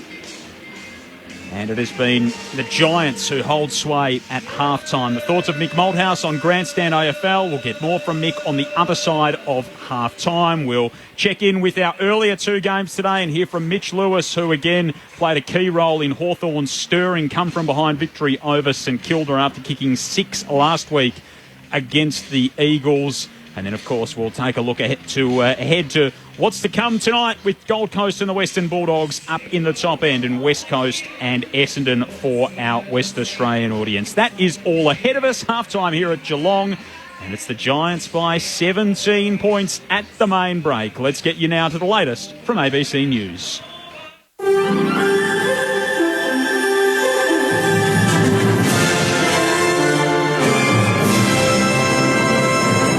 Hello, this is ABC News with David Rowlands.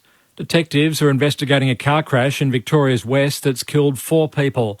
Beth Gibson has the latest. Police say a car carrying 5 people was travelling on Wannon-Nigretta Falls Road in Bukhara in the southern Grampians at around 9:30 this morning when the driver lost control of the car and hit a tree. 4 females who are yet to be formally identified died at the scene. A teenage girl was flown to hospital with life-threatening upper body injuries. The area has been cordoned off while police investigate. Anyone who witnessed the collision or has dashcam footage has been asked to contact police. Firefighters are working to demolish part of the historic building that was destroyed by a massive blaze 2 days ago in inner Sydney. Tony Ibrahim reports. Fire and Rescue says the rubble of the Surrey Hills structure is still smouldering days after it was engulfed by flames. But firefighters say they can't fully extinguish it due to fears one of the walls could cave in. And Acting Zone Commander Grant Rice says the wall moved 75 millimetres overnight. There's a lot of rubble and so forth around, which makes it very difficult to fully extinguish it. So you will see some puffs of smoke. He says demolition experts have been called in to help stabilise the site. New South Wales Police say they've found a body in a car park at Warwick Farm in Sydney's west. They say the body still needs to be formally identified, but believe it's of a missing person. A 21-year-old man was reported missing after last being seen on Thursday. A Queensland man detained in Indonesia over a drunken rampage will have to wait 2 weeks to be freed after striking a deal with a local man he injured. Indonesia correspondent Bill Birtles has the story. Bodie Risby-Jones from Queensland paid $25,000 to a local fisherman he attacked in a deal that will see him avoid prosecution and the prospect of up to 5 years in jail.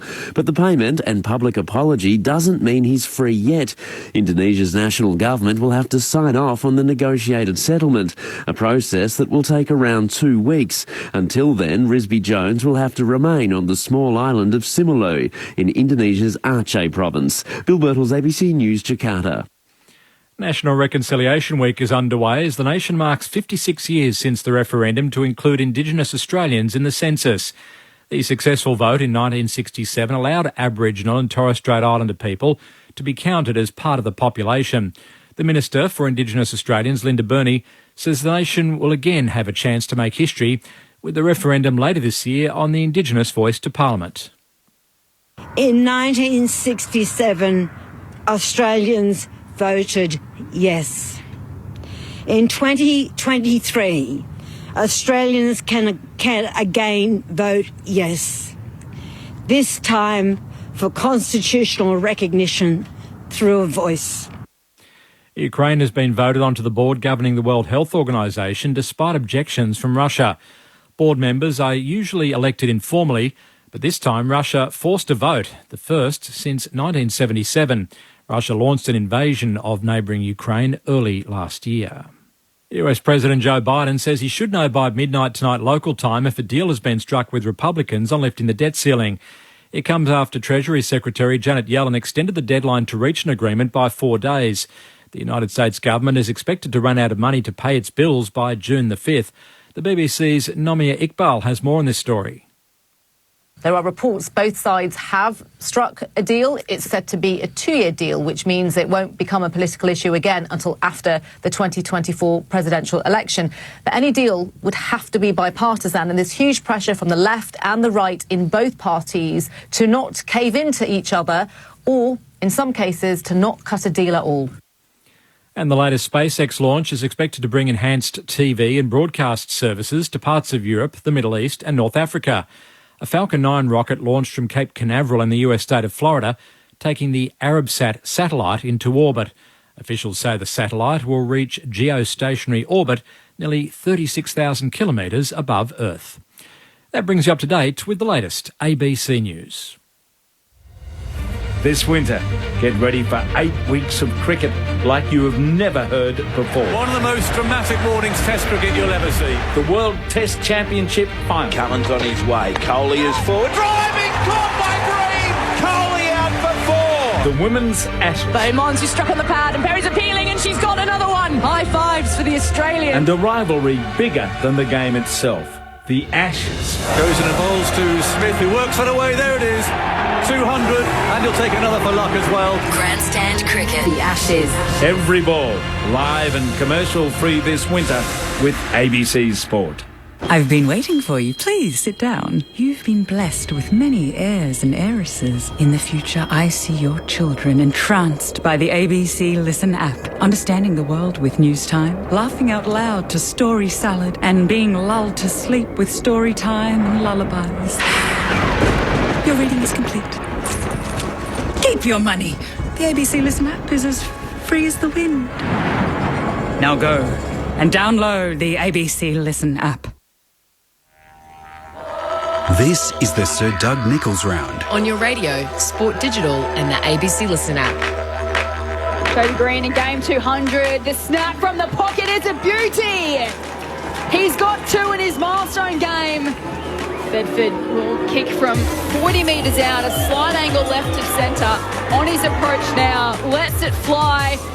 Excellent strike of the footy and it's home. 2 so far, Toby Green. This will take his best effort, runs in on the angle, lets it go from 50 metres out. Toby Green, you are incredible. Close with the back heel, got it to De Koning somehow, who picked it up inside the forward 50, outlets to Parfitt, one way the other, right foot snap, finally. Toby Green will have his shot after the halftime siren. This one, 40 metres out, 15 in from the boundary to cap off an impressive first half for the visitors. Green has 4 to half-time. The 2023 Sir Doug Nicholls Round. On ABC Radio, ABC Sport Digital, and now streaming on the ABC Listen app. The G-Men have sprung a surprise here at Kardinia Park. They lead by 17 points over the hosts at half-time, 6-5-41 to 3-6-24. And yes, Toby Green is really having a day out in his 200th game. Joel Peterson and Jess Webster calling all the action for you on Grandstand AFL. Great to have your company right around the footy states on ABC Radio and via Sport Digital in the New South Wales and ACT on News Radio and wherever you are right around the world via the ABC Listen app. Big day of footy earlier today. Walyalup defeated Naarm at the MCG by 7 points. A best of field performance from Luke Jackson against his old team. Of course, Sydney winners over Carlton last night in the Marngrook match at the SCG. And earlier today, Hawthorn rallied late with 5 goals in a row to close out the game to defeat St Kilda by 10 points, 88-78. Our own Lauren Borden caught up with Hawthorn key forward Mitch Lewis after the win. Well, Mitch Lewis, well done on the win. A remarkable win in the end. You must be so proud of how you rallied to come from behind and then snatch a win right at the very end. Yeah, we felt like we had control of the game for the most part. We just couldn't execute in front of goal. But, I think Lukey Bruce and Cozzy came up clutch in the last quarter. So it was so good to get a win. It's a great feeling in here. Were there any concerns at half-time when really we're on top of St Kilda but you just couldn't make it count on the scoreboard? No concerns. The conversations were exactly that. We're on top, but we just needed to execute in front of goal. And, a lot of credit goes to our defenders, like Sis in particular. I've never seen a bloke play a better game, to be honest. So that was pretty special and inspiring to watch on from the other side of the ground. To have 42 touches is remarkable, and as your captain to lead you that way, he obviously shows it on the field. What's he like as a leader as well? Is he a big talker, or does he just show you it by the way he performs? Yeah, no, he leads with his actions. I think that's what makes him the best player and best leader that he can be. Doesn't say too much, but what he does say is really inspiring and motivates the group. 3 goals for yourself today, obviously coming back from injury across the last month. How's the knee felt and how have you felt getting back into it? It seems like you've really helped the structure there in the forward line. Yeah, no, the knees felt absolutely perfect. I've had no concerns since coming back, and I think I'm 5 games in for this season, so feeling better as each game goes by. I was struggling physically the first couple of games with some match fitness, but yeah, feeling really good now and confident to run out 4 quarters. So I think the side's structuring up really well at the moment with Cozzy playing a role for us as well. It has been a bit of a difficult week for the club off the field this week. How's it affected the players at all? Not at all. Not at all. That's upstairs admin to take care of themselves, but we're focusing on playing our footy, and it was great to get a result today. It has. It's worked perfectly for you today. Thanks for the chat, Mitch. No worries. Thanks very much. Mitch Lewis kicked 3 for the Hawks today. And, James Sicily, 43 disposals, 16 marks for the Hawthorn captain. A rather remarkable performance. Later tonight, most of our audience will be getting the Gold Coast and the Western Bulldogs in Darwin. We'll preview that game with Quentin Hull at 3/4 time of this game. For our West Australian audience, the Eagles and the Bombers over at Perth Stadium is the late game this evening. That one starts at 5:40 Western time. 17 points the lead of the Giants here at half-time. Second half about to get underway on Grandstand AFL. Here's Jess Webster. Briggs and Segler, two new acquaintances in the middle of the ground. Umpire slams the ball into the turf. Segler wins the tap. O'Connor chasing after it for the Cats. Wins the footy, gets boot to ball on the wing, kicks up towards half forward. Myers, diving effort, can't complete the mark. Close up against the boundary line, and it goes over. We'll have a ball in 70 metres around from the Cats' goal. Trailed the Giants by 17 points at half-time after the Cats led by a point at the first change. Cats kicking to the city end here in this second term. Segler takes it clean out of ruck, hands it to Tui, bangs it inside the 50. Cameron front spot, how has he pulled that in? It's great difficulty, I would say. That was a magnificent mark because he looked like he was covered. That was a one-on-one 30-metre, right smack bang, centre of the 50-metre to the goal line, and just those two players fought for position. Cameron's reach probably won the ball for him in the end because I was looking at the ball, I thought it might have been spoilt. His hands covered in double-sided tape. Cameron's already kicked one from 40 metres out. That's the perfect start to the second half for the Cats. Just what the doctor ordered. Jezza with his second. Geelong with their fourth. And they close the gap to 11 points within a minute and a half of the third term beginning. Yeah, fantastic mark. Fantastic mark. Good finish. Controlled by the Cats right from the word go there. Got the ball out of the centre through O'Connor.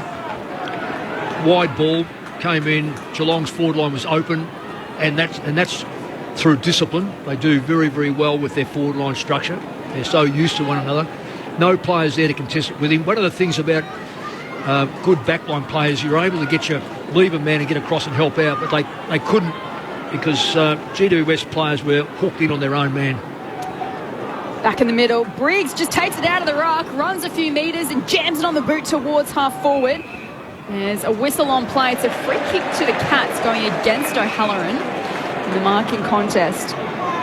Colin Jasmine who take the free kick at half back for the home side. I just hope the umpires don't go ballistic with that whistle now. They've done well so far. Colin Jasmine straight down the guts, but it's landed into the path of Perryman, who gives it to Callahan, who streams forward for the Giants, kicks into the arc. Cadman in the contest, couldn't complete the mark. It spills to Colin Jasny, who gives it to Radagalia. His exit kick's a good one, lands into the path of De Koning. De Koning out there in the mask this evening to protect that surgically repaired nose. Kicks down the line looking for Hawkins, who got a piece of Keith. Well, Keith, as he attacked the marking contest, dragged him down, and Keith takes a free kick to Ash, who splits the centre circles of Kardinia Park, flares it to right half forward. Angwin goes up with an outstretched arm, tries to control it down. O'Halloran runs onto it, 50 from home, kicks to the pocket. Hogan drags it in, 5 in from the boundary line. Wow. As your excitement said there, Joel, that was just an incredible mark under pressure. And the kick was under pressure. I'm not even sure it was a good drop punt in the end because the player who kicked it, I'm not too sure who kicked it, but it was just... And it was fantastic play by the Giants. They won the ball from the back half, created that opportunity through the middle. Now a shot on goal. Not an easy spot to kick them from. Right forward pocket, tied up against the boundary line. Hogan's set shot is narrow.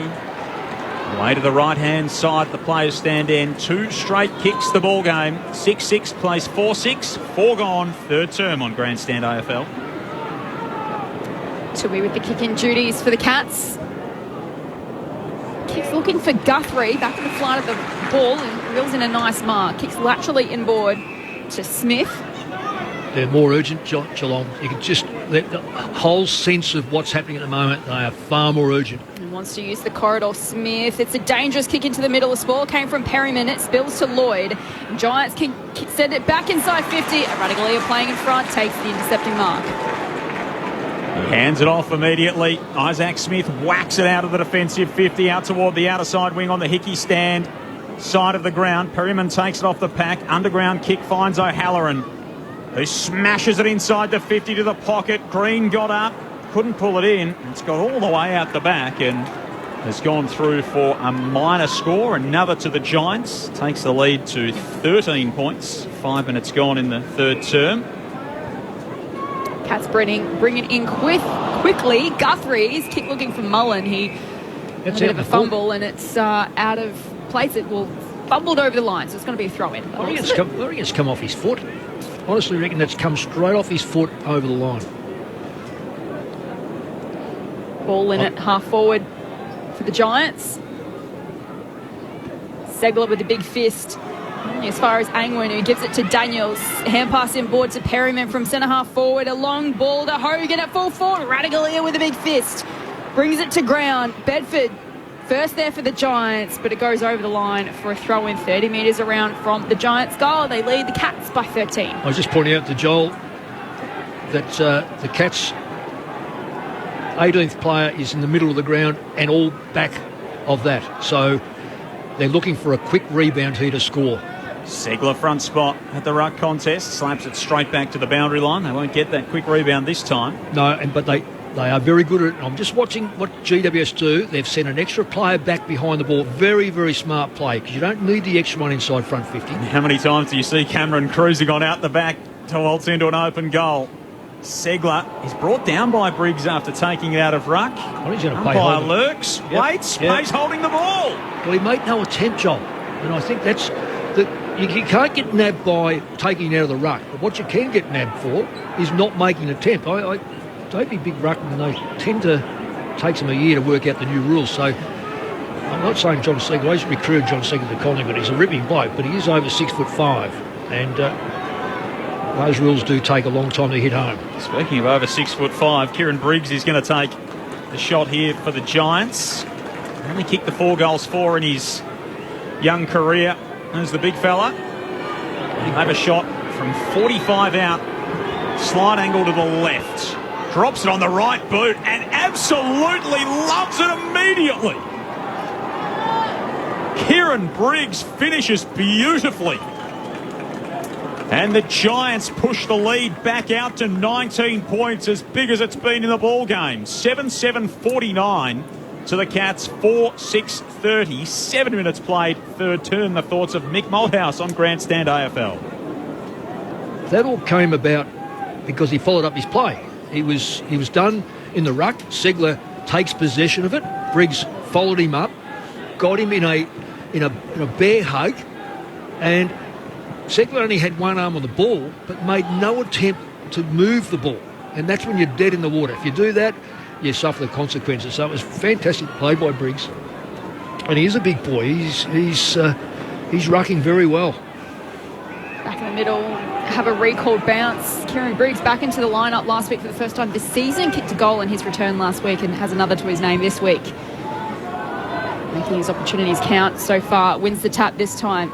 Straight down to Cornelio, scrubs a kick forward. Daniels will collect. He's tackled immediately by Mullen. Not sure how he got rid of it. Squirts out the back to Buse, who shares it with Stewart. Hand pass inboard to Ollie Henry, and now to Parfitt. Now the Cats have some room to move. Parfitt up towards half forward. Cameron presents on the lead. He can wheel and go from centre half forward. Directs his pass into the pocket. Excellent mark from Iden in the one-on-one. It's great body position from Connor Iden. Immediately goes to Ash, who delivers low down to Tom Green, and He comes out to right half back for Callaghan. Wants to move it on through the back point of the centre square. Kicks up toward half forward. Green in from the side. Hogan stood in the pack and took the mark. Juggling it in 60 from home. Riccardi wants it at the top of the square. Kick goes in that direction. Riccardi gets upstairs. Can't pull it in. Daniels might be first back there. He's walked across the boundary line. And it'll be tossed back into play. Left forward pocket for the Giants. And again, transition the ball pretty easily. They've got another scoring opportunity here. Yeah, very quick, Joel. Really, really quick from that half-back line. They're catching Geelong shy of getting their extra defender back. Shallow throw in. Cornelio wins the footy at ground level, hooks the kick around the corner to a dangerous position, and Hogan is there. Yep. Takes the mark at much the top of the goal square, slight angle left of centre. You're right. Kick the ball beautifully back into a position of total danger. And because backline players historically, traditionally play just in behind their key forward, then it leaves a little space in front. I don't blame the backline player for this. What I do, I blame the stoppage player for it. Averaging a touch over 2 goals a game this season, Jesse Hogan should kick this one and doesn't. Oh my goodness gracious me. Bad miss 3 to sitters. the right-hand side. Yep, minus score. Margin though 20 points away, the Giants. 7-8-50 plays 4-6-30 after 10 minutes in the third. Just get that sense when you play Geelong down here that, as you said a couple of times, Vic, you need to take advantage of the opportunities. Turnover from Ollie Henry. Put it straight down the throat of O'Halloran, and then he ran down the kick from Green, and he bursts away, Ollie Henry. Made amends for the error. Got it to Kolodjasny, who kicked it out of bounds on the full. So it was a little bit anticlimactic, but it started well. Iden will take the free kick. Just get the sense that at some point the Geelong challenge will come. Well, we've been talking about that all day. It came early, just that quarter, but it's got to be sustained, and you've got to have the players through the middle to do it. And so far, the Giants have been able to withstand it when it has arrived, as De Koning marks the kick from Iden just behind the wing for the Cats. Mark Blitzarv's getting some treatment downstairs. De Koning kicks it out toward the interchange gates. Perryman did enough to worry Stengel out of it, but then handball was taken by Parfitt. Stengel's back onto it. Handball's to Bruin. He can't keep it in, and it goes out in front of the Geelong race at left half forward. It'll be tossed back in. 11 minutes gone in this third term. Giants 7-8. The Cats are 4-6 on Grandstand AFL. You ever wonder why Ruckman stands so far back? They almost come from the centre of the ground to get to this contest. Ball back into play. The fist of Segler. Atkins Rose jams it on the boot. It's a high ball inside the arc, and it is touched on its way out of bounds. We've got to throw in 45 around on the Cats' goal. Get the opening goal of this third term to Jeremy Cameron, his second. He got within 11 points, but the Giants have hit back. Geelong has still got the one extra behind the ball, and that's generally Tom Stewart. Ball tossed back in. Briggs, sweeping hand pass to space, bounces in front of O'Halloran, who collects. He's turned it over. Hawkins had a fumble.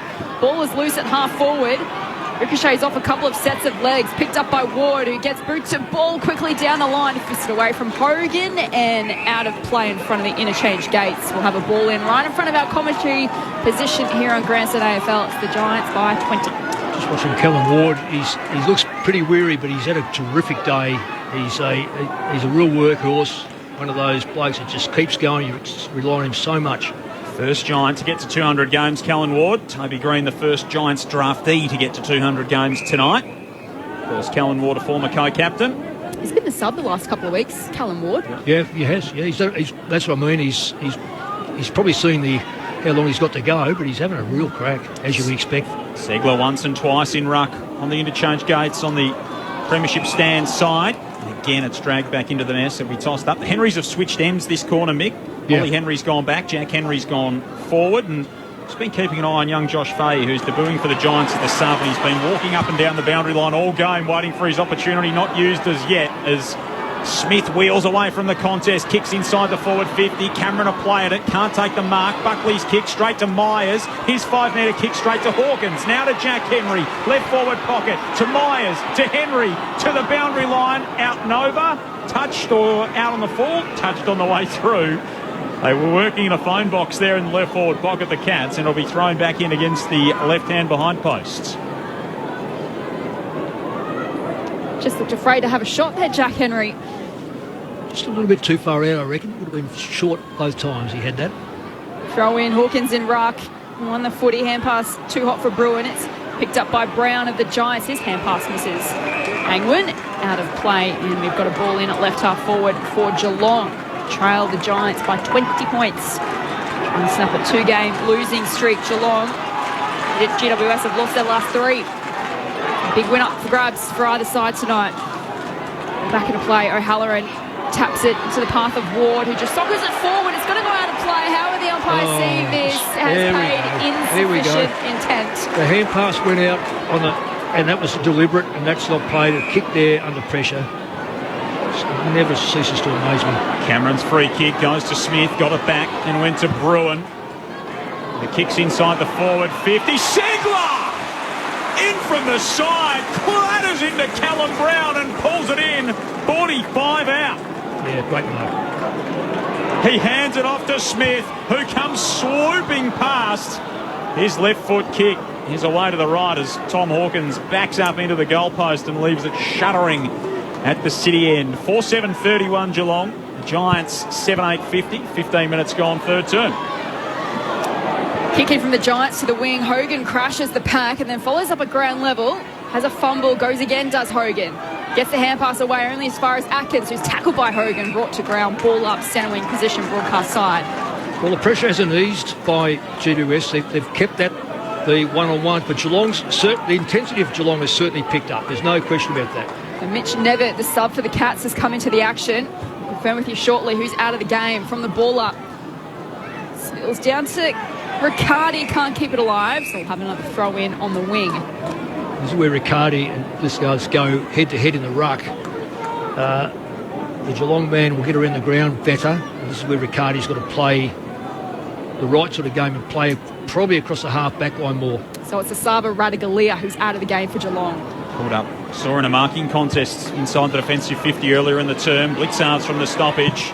Jams it on the boot up toward half forward. Iden and Henry go into battle. Neither could keep it in. Over in front of the Geelong race once more. It's interesting that Radagalia's off and they've kept Henry forward. If big boys get on top of GWS in the forward line, they're going to have to make that change back again. Koning started forward. He's now back. So too Zach Guthrie. So too O'Connor, who's back there. Stengel at the stoppage. Kicks inside the forward 50 for the Cats. Awkward one for Keith. Knocked down by Close, who burst onto it and dribbles it through from the boundary line. Touch of class from Brad Close, who swooped in, stole the footy and slid it through from the pocket. 13-point lead to the Giants. Cats' second goal of the quarter. Geelong 5-7-37. GWS 7-8-50.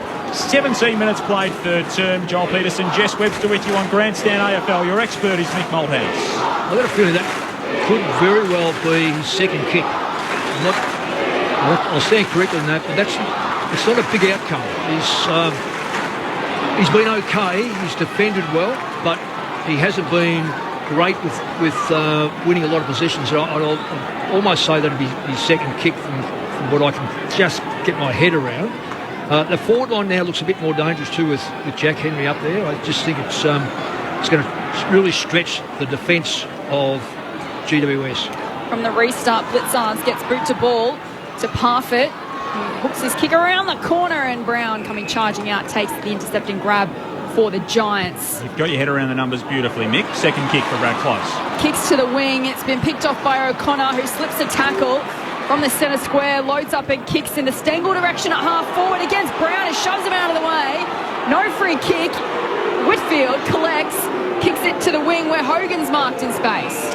He is in a lot of space, Jesse Hogan. No one mans the mark, so he eventually plays on. Kicks to the pocket. Daniels making his way there. Great defence. Collar Jasny with him every step of the way. Reached across, clattered it out of play for a throw in right forward pocket for the Giants. That's the thing with Hogan coming up the ground taking that mark. He's got no real target down there, so he's got smaller players. That's why Riccardi really has to get back there quickly and bring the ruckman back on again. Giants by 13 points. Blitzards in ruck, farmed it out to Parfitt, up and down the mine shaft outside the defensive 50. Tui takes it off the pack, handball back to Parfitt. Working along the boundary line at left half-back. Handball to Atkins. Handball to Myers. Myers around the body infield. It will sit on the head of Whitfield. Upstairs to knock it away was Buse. Close almost got the handball away, but it was stolen by Iden to Callaghan. And now out to Peatling. 52 from home. Blazes away to full forward. Stewart's there. Can't take the mark. Riccardi closes in. Knocks it out of play. And a throw in the left forward pocket for the Giants. Cats fans still not happy about the umpiring. They trail by 13. They're deep inside forward 50, the visitors. Yeah, that ball coming inside from outside 50 was really a bad kick. Should have held the ball up. Knew he couldn't get the distance. Virtually kicked it to a Geelong player. Ball back into play. Briggs sockers it off the deck. It's tracking towards the line. Collie Jasny picks it up and passes backwards to Stewart, who sends a high ball down the line. The fist came from Ash. It spills to Angwin. Slips a tackle. Hand passes inboard to Bedford. Senses the goals. He snaps it towards the goal face, but standing in the way is Tom Stewart for the Cats, and he chips short to Tui, who's marked in the left back pocket. Yeah, Stewart will do that all day. This is where they get their run from Geelong. They're out here. Tui to Mullen, the first gamer, hits up Cameron in the middle of the ground. Might have had a touch on the kick on the way through as it got to half forward. Mark is paid to Iden, in fact, for the Giants, who takes it on the blue chalk of the defensive 50. Chips it infield to Ash, who handballs out wide to Keefe and goes further afield now to the run of Tom Green. Whacks it on the left boot inside the 50. Toby Green marks 49 metres out. He's had a ping in the opposite pocket and converted. He's already kicked 4. Well, it's not without a show here. Geelong have woken up that you can stand 10 metres off, so he's not going to be able to get around the man on the mark. So this is basically a kick from 50 metres. Needs 52 to kick a goal, so this will really test him, I think. So Toby Green in game 200. He's got 4 already from right on the 50. He just misses to the left-hand side. As the entire stadium held its breath for a moment. Margin 14 points the way of the Giants. 7-9 plays 5-7. 21 gone in the third term. Earlier today, Hawthorn narrow winners over St Kilda, and Walyalup getting the job done over Naarm.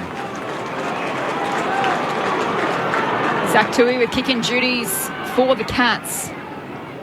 Runs into the pocket and sends a long ball down the line. It's an excellent contested grab from Toby Green against De Koning. Can send it back the other way. Looking for a mark inside 50. Riccardi in front position. It gets out the back. Stewart is there. Slips the tackle. Close up against the boundary line. His kick looking for Parfitt through his fingertips. It's still alive. Myers picks it up. He's tackled immediately by Ash. Brought to ground. Stoppage 50 out from the Giants' goal. Left half forward. They lead by 14.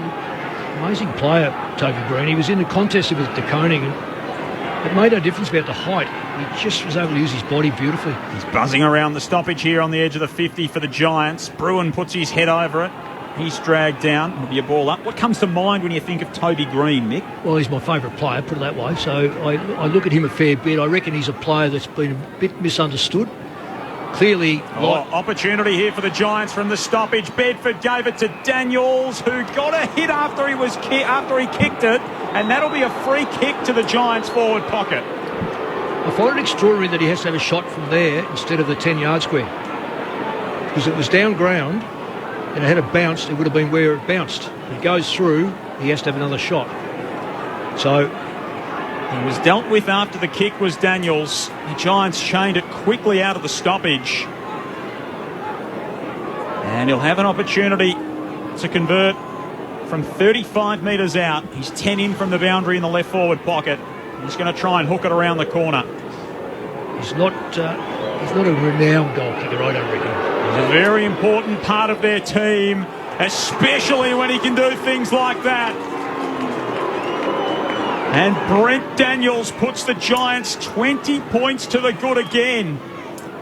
And the Cats have really got a challenge to answer here over the last quarter and a bit. 8-9-57 to the Cats, 5-7-37, 23 minutes played third term. Well, it was a free kick. Free kick. Just for clearly those that are listening and not watching, as he kicked it, I think it was Stewart come over the back and grabbed him around the neck. It was an accident. He didn't mean to do it, but he still grabbed him around the neck and threw him to the ground. So when you go to the ground from that, it is a free kick. I'm still not sure why it's not played in the goal square, because everywhere else around the ground we have all these little adjustments to the rules that don't seem to make any difference. We don't make any sense. Back in the middle we go. Segler gives it to Atkins, who can send the Cats inside 50. Iden against Stengel. Iden with the fist. Stengel chases after it, can't keep it alive. Throw in 45 around from the Cats' goal. 2 goals to each side so far this third quarter. And the Giants have matched the challenge of the Cats so far. Cats have still got the extra behind the ball. No, they haven't. Oh, yes, they have. Thought they did. And that means the Giants have got someone at this stoppage. From the stoppage, Callaghan wins it for the Giants. Kick into the middle of the ground, bounces past Toby Green. Stewart out the back for the Cats. Just whacks it to a dangerous position at the top of the square. Keefe almost with the mark. Iden at ground level wanted the free kick and got it. High contact. And the Cats fans once again are not happy. Iden across the defensive goal face to Ash. It's been good, Lockie Ash. He's had a great year. 20 plus disposals in all but one of his 10 games so far this season. Yeah, he has been good, Joel. Been very, very good. Provides them with plenty of run. The Goulburn Valley product out of Katandra. Callum Brown across the defensive 50. Places a 50-metre pass to Buckley. And he in turn finds Peatling. And the Giants are out at right half forward. Uncovered. Hogan's got it 60 from home. Toby Green wants it at the top of the square. Hogan goes back behind the mark and slows things down. Now he surveys the field and directs some traffic. Green leads to the pocket. That's where the kick goes. It's right on his head. He'll have to work. In from the side came Stewart. Cats keep it alive. Buse is there to steady for Geelong. Finds Nevitt, the sub-replacement for Radaglia. Takes the mark. Left back pocket 40 from defensive goal. Well, it's a terrible play by Hogan. It was so quick. They had numbers down there. Sends it long down the line. Briggs couldn't complete the mark. Henry at ground level kicks it down the line, and Keefe this time takes the intercepting grab for the Giants and kicks inboard to Callaghan, who's got some room to move in the centre square. Gives it to Ash. Hand pass looking for Ward. Buse got the hand in there to break it up. Spills out the back to Nevitt for the Cats. Hand passes to O'Connor. Back to Nevitt. Under pressure with the kick. Straight down the corridor. Keefe tried to trap it. It ricochets to Tom Green. He hand passes over his head. Close was almost caught high. No free kick. Perryman picks it up. Jams it on the boot. Blitzards crashes the contest. And then is tackled by Angwin. Brought to ground. Stoppage inside the centre square. Fantastic pressure by both sides. And I've got to say in particular the Giants, because they really could have lost that ball there. Sustained the rage throughout the Giants. The Cats had the better of the early stages. They led by a point at quarter time. The Giants kicked 4 goals to 1 in that second term. And they lead by 20. 27 minutes played here in the third at the stoppage. Myers inside the 50. Cameron arms outstretched, couldn't drag in the mark, but picks it up at ground level, wheels away, gets around the corner, hooks it around the body. Henry on the goal line, sockers it through. Jack Henry pulls one back for the Cats. And they close the gap to 14 points, nearing three-quarter time. 6-7-43. To the Giants, 8-9-57, and Henry the beneficiary of some great work from Jeremy Cameron. Yeah, one out of the box, Jack Henry. Plays anywhere on the ground. Mr. Reliable, I would say he's...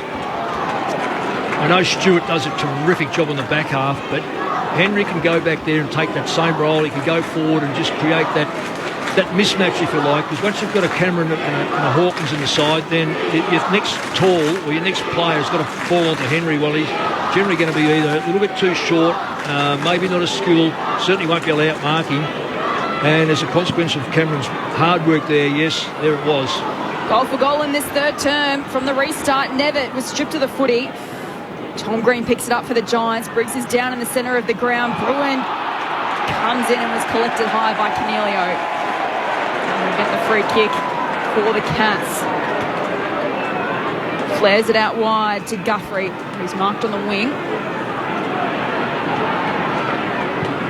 It's a long searching kick up towards half forward. Segler in best position and takes the mark. Quick to hand pass inboard to Smith from 55 out. Bullets a pass to Cameron once, twice, yes! Completes the mark, 40 out from goal. They're going to turn a little bit here. This is where Geelong have been able to win a lot of the uncontested football and the contested football, which is contrary to what they've been doing in the first half. So the contested football now, and as I mentioned probably at half time, it's very hard to sustain that. You really have to build a big lead where you can just take a deep breath. Well, Giants haven't been able to take a big lead, and now Geelong are starting to capitalise with these key forwards. These blokes are very hard to stop. They haven't been within a kick of the Giants since early in the second quarter. The Cats, Jeremy Cameron from 45 out. Misses to the left. Margin 13 points the way of the Giants. 8-9-57 to 6-8-44. We played 30 minutes in this third term on Grandstand AFL. Whitfield spins the footy in his hands at the top of the defensive goal square. And brings it out toward the interchange gates on the broadcast side. Hogan in front. He's been lively tonight, Jesse Hogan. Tom Green had the footy ripped from him by Kolodjasny. To Myers, to Parfitt inside the 50. Henry with a rise. Couldn't mark for the Cats. Desperate defence from Perryman. Handballs outside the defensive 50. Whitfield shins it on. Bouncing ball to Peatling at half-back. Kolodjasny goes back in. Rips it free again. Now Nevitt with a chance. Keeps the ball moving forward for Geelong. Right on the 50. Callum Brown tumbles out. Nevitt has another go. Squirts the kick inside the 50 and finds Jack Henry. Yeah, he kicked it 5 metres. Unbelievable. Henry's got it 48 metres from home. He's got the Geelong fans barking instructions at him from behind. Does he give it all he can? He 9-irons it to the top of the square. Cameron's in front. Myers stayed down. Swivels, snaps, misses. Minor score, Brian Myers with the dancing feet at the top of the goal square, and the Cats can't convert again. 2 straight kicks in it. 8-9 plays 6-9. Giants ahead, 31 play. Short to Whitfield. Not the required distance. He bangs it long down the line, but Mullen, the first gamer for the Cats, takes the intercepting mark and then turns it over. He's kicked to Toby Green, who read it perfectly off the boot. He flares it out wide to the run of Angwin at left half back, and he can take off. Has a couple of bounces on the outer wing, then chips up towards half forward to a one-on-one. Great contest from Hughes against Cadman. Sends the ball over the line for a throw-in at left half forward for the Giants. They lead by 12 late stages of this third term. I'm going to be confused here because that kick-off went 20 metres. It was called play on. The kick that Henry marked was 5 metres. I'm with you, Mick. I just get confused about consistency there. Oh, Daniels at the stoppage, cruises through. Got it out to Bedford, 52 from home. High kick around the body inside the forward 50 to the pocket. Toby Green's in front of it, got a hand to it. That's out in the left forward pocket for the Giants. Matter of seconds remaining here in this third term. They kicked 2 goals, 4 in this quarter, the Giants. The Cats adding 3 goals, 3. What was a 17-point three-quarter time lead for the Giants, half-time lead for the Giants, is now 13 points. And it'll stay at 2 kicks as we turn for home. The Giants are throwing down the challenge to Geelong at Kinnia Park. They've won their past 2 here, and in Toby Green's 200th game, 4 goals from the skipper has them well on course to cause an upset.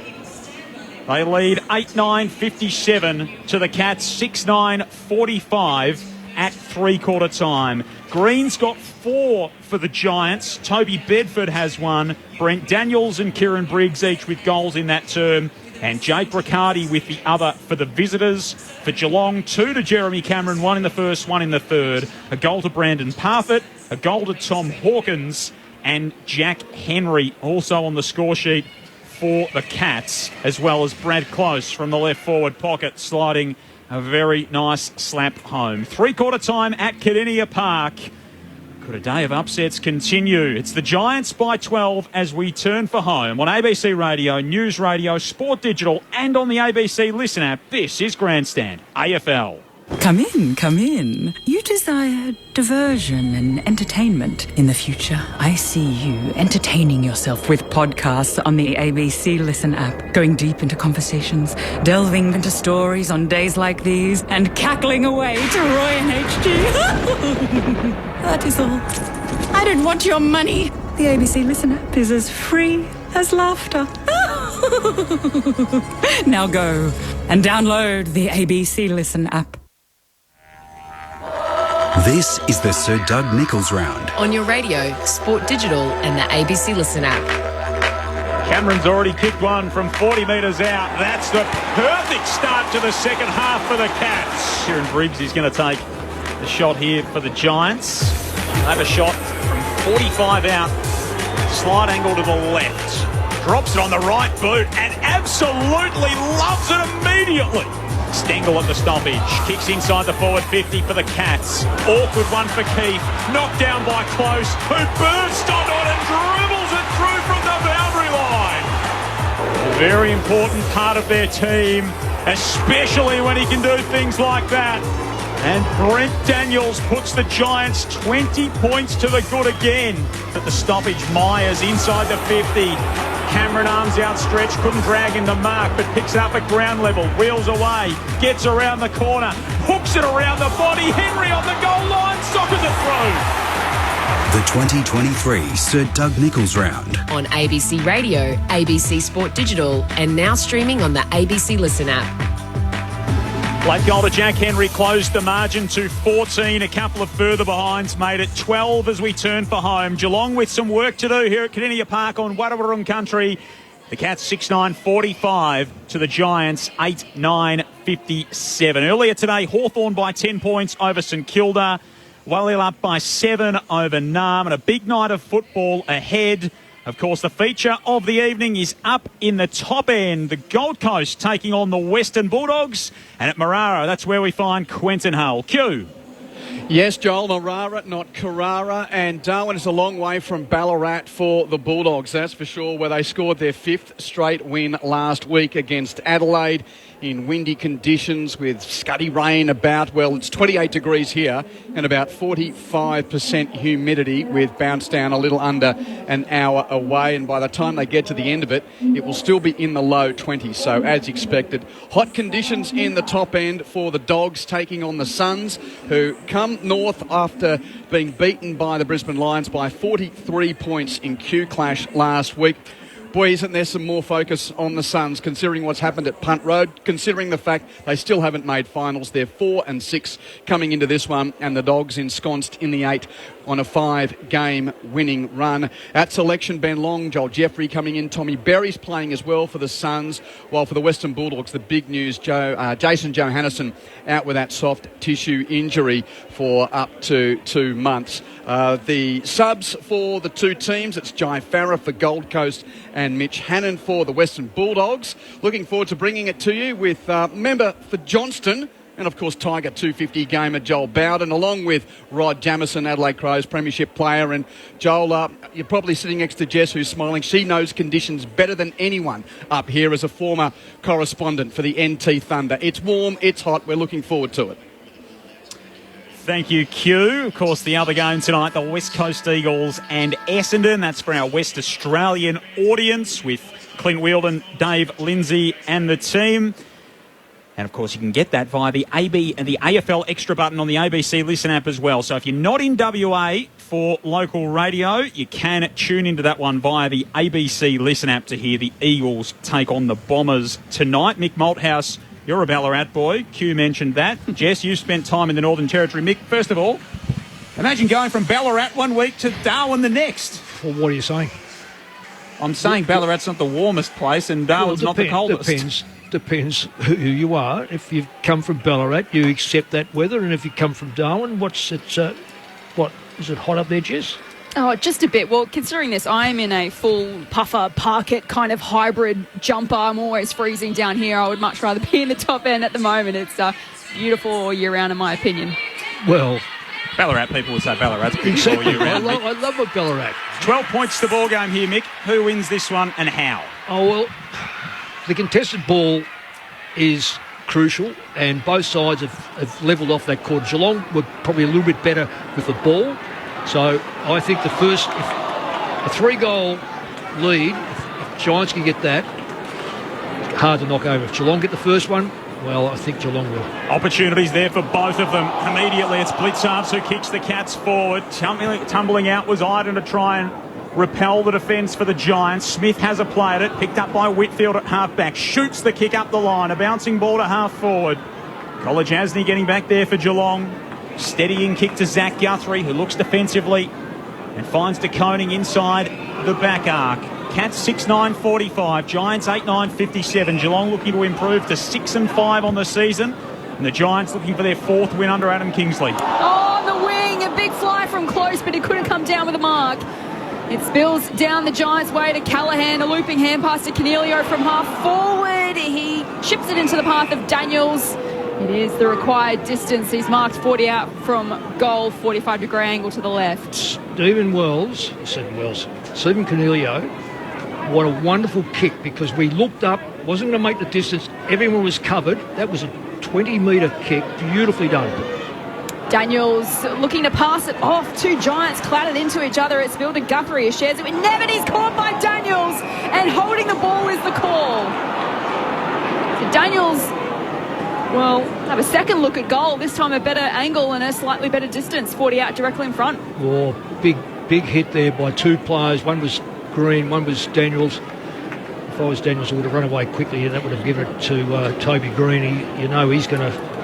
I'm not saying this is not a certainty, but this should be. They let themselves down with their kicking. Keeps goal on that third turn, Brent Daniels. This to give them some breathing space, and he's got it. Big goal to start the final term to the visitors. Daniels has 2, and the margin is out to 18 points. The Giants 9-9-63 to the Cats 6-9-45. 2 minutes played final term. Mick, you said earlier, pretty much next goal wins. Yes, I effectively said that. I did effectively say that. I thought if Geelong could get one back, I reckon they would probably lift with the crowd and everyone else and their reputation. What this does now, this makes it where Geelong have to be steady to get back. They can't just rush it, because if they get too aggressive on their back line, you only need one over the back, and the Giants end up with 4 goals in front. Then it's very hard to chase down. This game is not dead, but it's certainly shuffled Giants' way. I just wanted to put you under the pump there, Nick, that's all. Close around the fourth. They're trying to get some speed around the footy, the Cats. Cornelio with the clearance. He works defensively for the Giants. Loops the handball to Perryman coming off half back, who chips up the line. O'Halloran drags in the mark, second, third bite of it. Right in front of the interchange gates. Kicks short to Ash. Ash across the centre square. Ward's got to stand tall under pressure from Tui. He did just that. What more would you expect from Callan Ward? A warrior in Giants colours. Inside the 50 to Green. Laces the pass into his path. Toby Green marks 48 metres out and thought seriously about playing on. Well, let me just say that when that mark was taken, there were 4 Geelong players trying to fill the hole where Toby Green come from. It was a fantastic kick.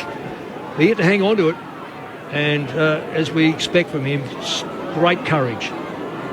So Toby Green starts his approach from inside the centre square.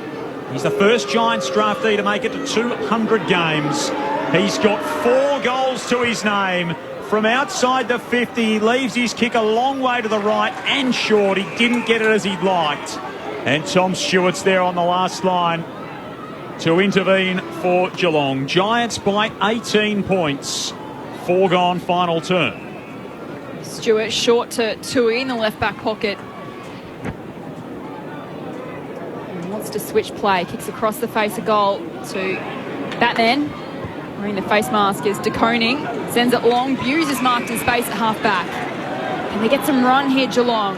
And passes back and board to Zach Guthrie, who kicks up towards half forward over the head of Hawkins and over the head of Ollie Henry. Out the back is Ash for the Giants. Wins the footy, gives it to Iden, who kicks to the outer side to Toby Green, who's all alone, just defensive side of the wing, and wants to play on. Hand passes inboard to Cornelio. Hand passes back to Toby Green, running along the outer wing. Calls for a player to present. Spears the pass. It bounces past Bedford. I think it was Hogan there who wanted the free kick. He played for it, and he got it for high contact. So it's going to come back to Jesse Hogan. He's going to line up for a shot on goal. 48 metres out, 45-degree angle to the right. He dishes it off to a running teammate. Lloyd, it was run down as he got boot to ball. It trickles over the line. Umpire says throw it in. Well, that was a hand pass off. Obviously felt that he couldn't make the distance, which I suspect he should have had a shot, Hogan. Hand pass off to a bloke who thought he was in Burke Street on a frosty night because he didn't think anyone was around him, and got run down. Ball thrown back in, inside forward 50 for the Giants. Hughes to Henry. Jack Henry kicks outside the defensive 50. Myers with a play at it. He was the man who ran Daniel Lloyd down. Ball out toward the boundary line to be tossed up. What are you doing in Burke Street on a frosty night, Nick? Well, nothing. That's what I mean. There'd be absolutely no one there. And he thought there was no one there. You can't laze on a football ground. Up they go. Blitz halves.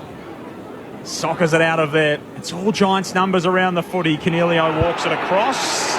Cats fans want deliberate. There's Cat chance they're getting that. It'll be tossed back in. 18 points the spread. Giants ahead. 6 minutes played final term. Joel Peterson, Jess Webster, Mick Malthouse with you on Grandstand AFL. Briggs and Blitzarves in ruck.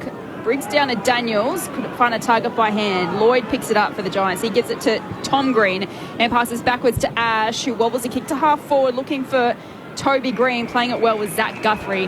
Just took it over the line legally, and we've got a throw in at right half forward for GWS. I'll tell you what, I've made this computer work for me now. The player with the top positions is on the bottom, and the bloke who hasn't had it is on the top. So I've worked it beautifully, this Joel. Thank you. Ball tossed back in. Blitzarves in front position in ruck. Ball spills out the back to Ash. Had a fumble. Went through his knees. Picked up by Blitzarves. He gives it to Smith. His kick is smothered. Picked up now by Ash, who gives it to Canelio from right half forward. Kicks it to a dangerous position out. Presenting is Riccardi.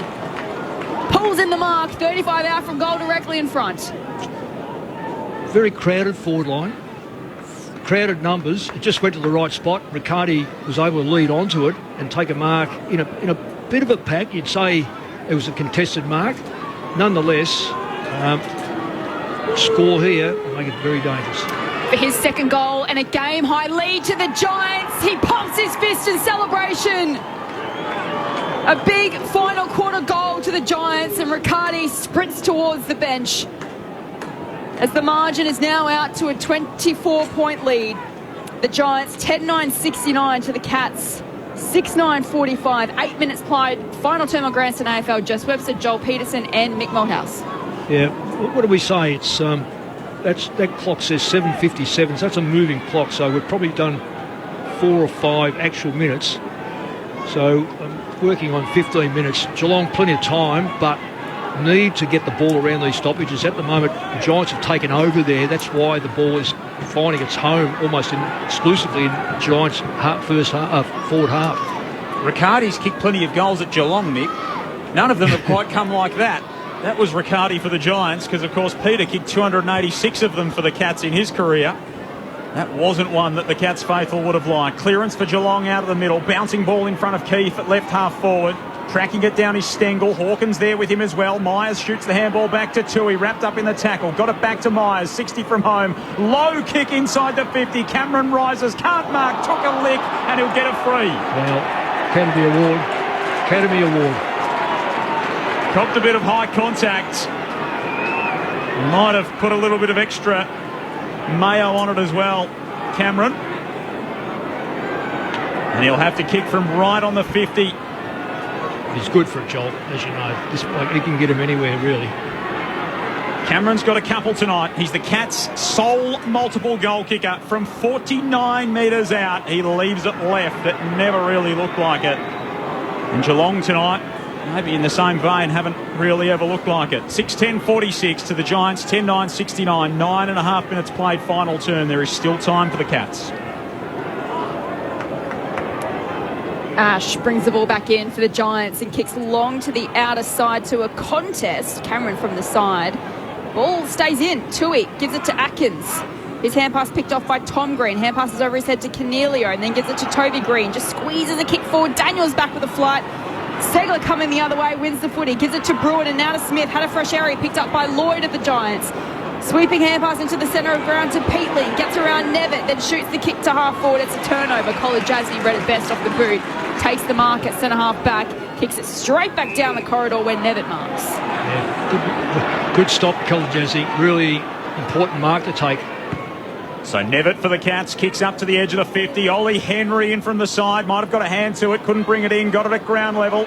Quickly to Atkins, now to Bruin off a step inside the forward 50 to the pocket. Buckley had front spot on Cameron, brought it down, Stengel around the body, hooks it back. Oh, that is spectacular. Tyson Stengel with a brilliant finish inside the forward 50. Off the back foot, hooked it around the body, curled it to perfection. And a 17-point lead to the Giants as the Cats peg one back. 10-9-69 to the Cats, 7-10-52. 11 minutes played, final term. Yeah, good get. Geelong got the ball inside their front 50. It bubbled around a fair bit. A couple of hand passes. Didn't find their target. Big smash back by a Giants defender. But that goal is as good as you'll get. It virtually came... Well, he had to kick it over his shoulder. And he had to find space over the players in front of him. And, of course, also find the goal. So, I know you got 6.6 metres. But nonetheless, he had to negate and get the football first. From the restart, Canelio gets booted ball in the middle, but straight to Bruin. The mark is paid. Chips it forward to Ollie Henry, who's presented. He'll wind up and kick a long ball to full forward over the head of Cameron. Hawkins is out the back. Can he keep it alive close to the line? No, he can't. Perriman happy to see it over. Ball in 10 metres around from the Cats' goal. 17 points. They trail the Giants. 12 played in this final term. For our WA listeners, you're headed to the Eagles and the Dons very shortly. Couple of late changes. Callum Jamieson out for the Eagles. Dylan Shield out for the Dons, replaced by Xavier O'Neill and Nick Bryan, respectively. Greg Clark, the sub for the Eagles. Massimo D'Ambrosio is the sub for Essendon. Giants clear the defensive 50 and force a stoppage as the ball trickles out of bounds for a throw-in. And some MRO news coming through as well. Luke Parker's been handed a one-match suspension for his tackle on Sam Walsh out of last night's Marngrook game. Adam Chera also handed a one-match ban for his dangerous tackle on Tom Hickey as far as the Blues are concerned. Another Giants clearance from the stoppage. Canelio off the boundary throwing. Got it to O'Halloran. Dragged down by Bruin. Caught holding the ball. And Tanner Bruin might yet have something to celebrate on his 21st birthday. Chips short to Smith. 6 metres. Right on the front point of the square. That might be generous, Mick. Smith goes inside the forward 50. Tui's in the left forward pocket. Has a run at it. Couldn't collect it cleanly. Went to ground. Picked it up. Got dragged down. Tried to bust his way through the tackle. Umpire said mine. 40 metres out from goal for the Cats. Left forward pocket. They trail by 17 with 13 minutes through the last. Yeah, they're starting to win the stoppages, the Cats. That's why they've got the ball in their front half now. Josh Fay, the first gamer into the action for the Giants as the sub, replacing Peatling as from the ball in. Perryman's hand pass intercepted by Stewart, who shares it in a 1-2 with Atkins. Ball alive inside 50. Hawkins on the end of it, snap towards goal, it bounces. It doesn't have the right bounce. It was right to the line and then thumped over for a rush behind from Iden. Would have been another spectacular goal from the pocket if it were to go through. But the Cats are coming. 16 points the difference. 13 played, final term on Grandson AFL. Giants 10-9-69 to the Cats 7-11-53. All that nervous energy from Josh Fay, and he's injected into the game in a critical stage. Long kick out from fullback to Whitfield, out toward Hogan, free kick. Hogan appealed for it, and he got a shove in the back in the marking contest. There's two umpires involved there. One decided it was nothing, and the other umpire closer, who wasn't in the play, decided it was a push in the back, which it was. It was a push in the back. Hogan kicks long up the kicky stand wing. Oh, Riccardi gets upstairs, not paid the mark. Tom Green at their feet. Bangs it forward off the hands of Bedford. Zach Guthrie stood in the way, socketed it back the other way for the Cats. Gains 40 metres for his team. Bouncing ball in front of De Koning. Now to Tui, now to Atkins on the outer side wing. Now over the top to Myers as the Cats build. He's got green grass ahead of him. Shoots it inside the 50 onto the chest of Ollie Henry. And Henry's got a kick from 40 metres out. Slight angle to the left of centre to pull it back to a 10-point spread. Very reliable in front of goal, Ollie Henry too. Takes his time, very good action. Gets the ball very close to his foot. Doesn't drop it from a great height, so gives himself every opportunity. Generally very, very good. 15-10 on the season for Ollie Henry. Traded to the club in the off-season. This is exactly the kind of moment that he came here for. Henry drags the Cats back within 2 kicks. And Geelong are really charging at the Giants now. 8:11:59 to the Giants, 10:9:69. We're 15 and a half through the last on Grandstand AFL. Here they come, Nick. Exactly, that's what we spoke about. If there was going to be a turn in the game, it had to be through the stoppages. It had to be through that contested football. Geelong levelled off the contested ball in the third quarter, but just weren't clean with the ball from the stoppages. So far, they've been extremely clean this quarter. I'm not sure what they've had in terms of inside 50s, but it absolutely swamped compared to GWS, and they've made the most of the opportunities. From the middle, Segler against Riccardi and Ruck. Segler wins. He snaps the ball towards the wing. Coming out is Brown for the Giants. Tapped it forward, but it's picked up by O'Connor, who hand passes to Ollie Henry, the last goal kicker. Hand passes along the ground, and Myers shoots the kick into the pocket. And on the end of it is Cameron. Close up against the boundary line, but only 30 metres out from goal, and he's going to set up for a kick around the corner. Yeah, another stoppage, another clearance, and another ground ball. Really dominating now Geelong in this area. Kick is a big one, and he's made a meal of it. That is way offline. Just pitches in for a minus score. Margin is 9 points the way of the Giants. 10-9-69 plays 8-12-60. 17 played final term. Whitfield brings it into Iden. Now the Giants need to settle and find some steel. Iden a long high kick out toward the Hickey stand wing. Stewart picks it off imperiously and drives it back inside the 50 for the Cats. Cameron's waiting out the back. Henry at the front. Handball to Parfitt. 40 out from the Geelong goal. Great tackle, Keith. Ball up. Keith's done a really good job since quarter time. Oh, he's been fantastic, Lockie Keith. He's a real trial, Lockie. We had him at Collingwood. He just doesn't know how to stop, and that's typical. Segler in ruck against Riccardi. Ward smashes it out of defence for the Giants. Out toward the outer wing. Kolajasny, the opposite number 8, waits in the way. Got it to Stewart. Stewart chips over the top. Iden attacked the football when Parfitt waited. He kicks a sack in the other direction for the Giants. Cats with numbers out the back here. De Koning did well. Handball to Stewart. They'll generate some run going forward. Hand passes to Mullen. Gives it to Atkins. His hand pass doesn't hit a target. Cornelio would get there for the Giants. He didn't get a kind bounce. Picked up by Close, who gives it to Blitzars. He hand passes to O'Connor. Crosses the paint at 50. Gives it to Myers. Now to Ollie Henry. His shot towards goal is away to the left. This running wave continues from the home side. They're within 8 points after being 24 points down earlier in the last quarter. 18 played final term. The Giants 10-9-69 to 8-13-61. A lot of it has been generated now as not only from the stoppages but half back line. Stewart's clear, and if the Giants are going to hold on, they've got to do something about that forward line. It's been this kick out to that outer side wing, and again the Cats cut it off. Segler to Stewart. And Stewart eyes up and finds Bruin into the centre of the ground for Blitzarves. Henry wants it over the back. Blitzarves goes in that direction. Henry's up. He got dragged down. He gets a free. Silly play by GWS. Ollie Henry with another kick. Free kick every day of the week. You take your eyes off the ball, then you're going to suffer the consequences. That was going to be an even ball, so I don't know why the GWS player panics so much. In fact, the whole side is panicking at the moment. They need to get Green up on the ball just to settle them down. Henry with another chance, missed the first one. So Ollie Henry kicked there last. Missed a snap a moment ago. From 45 metres out, 45-degree angle right of centre. We're right behind it, and so is all of Geelong.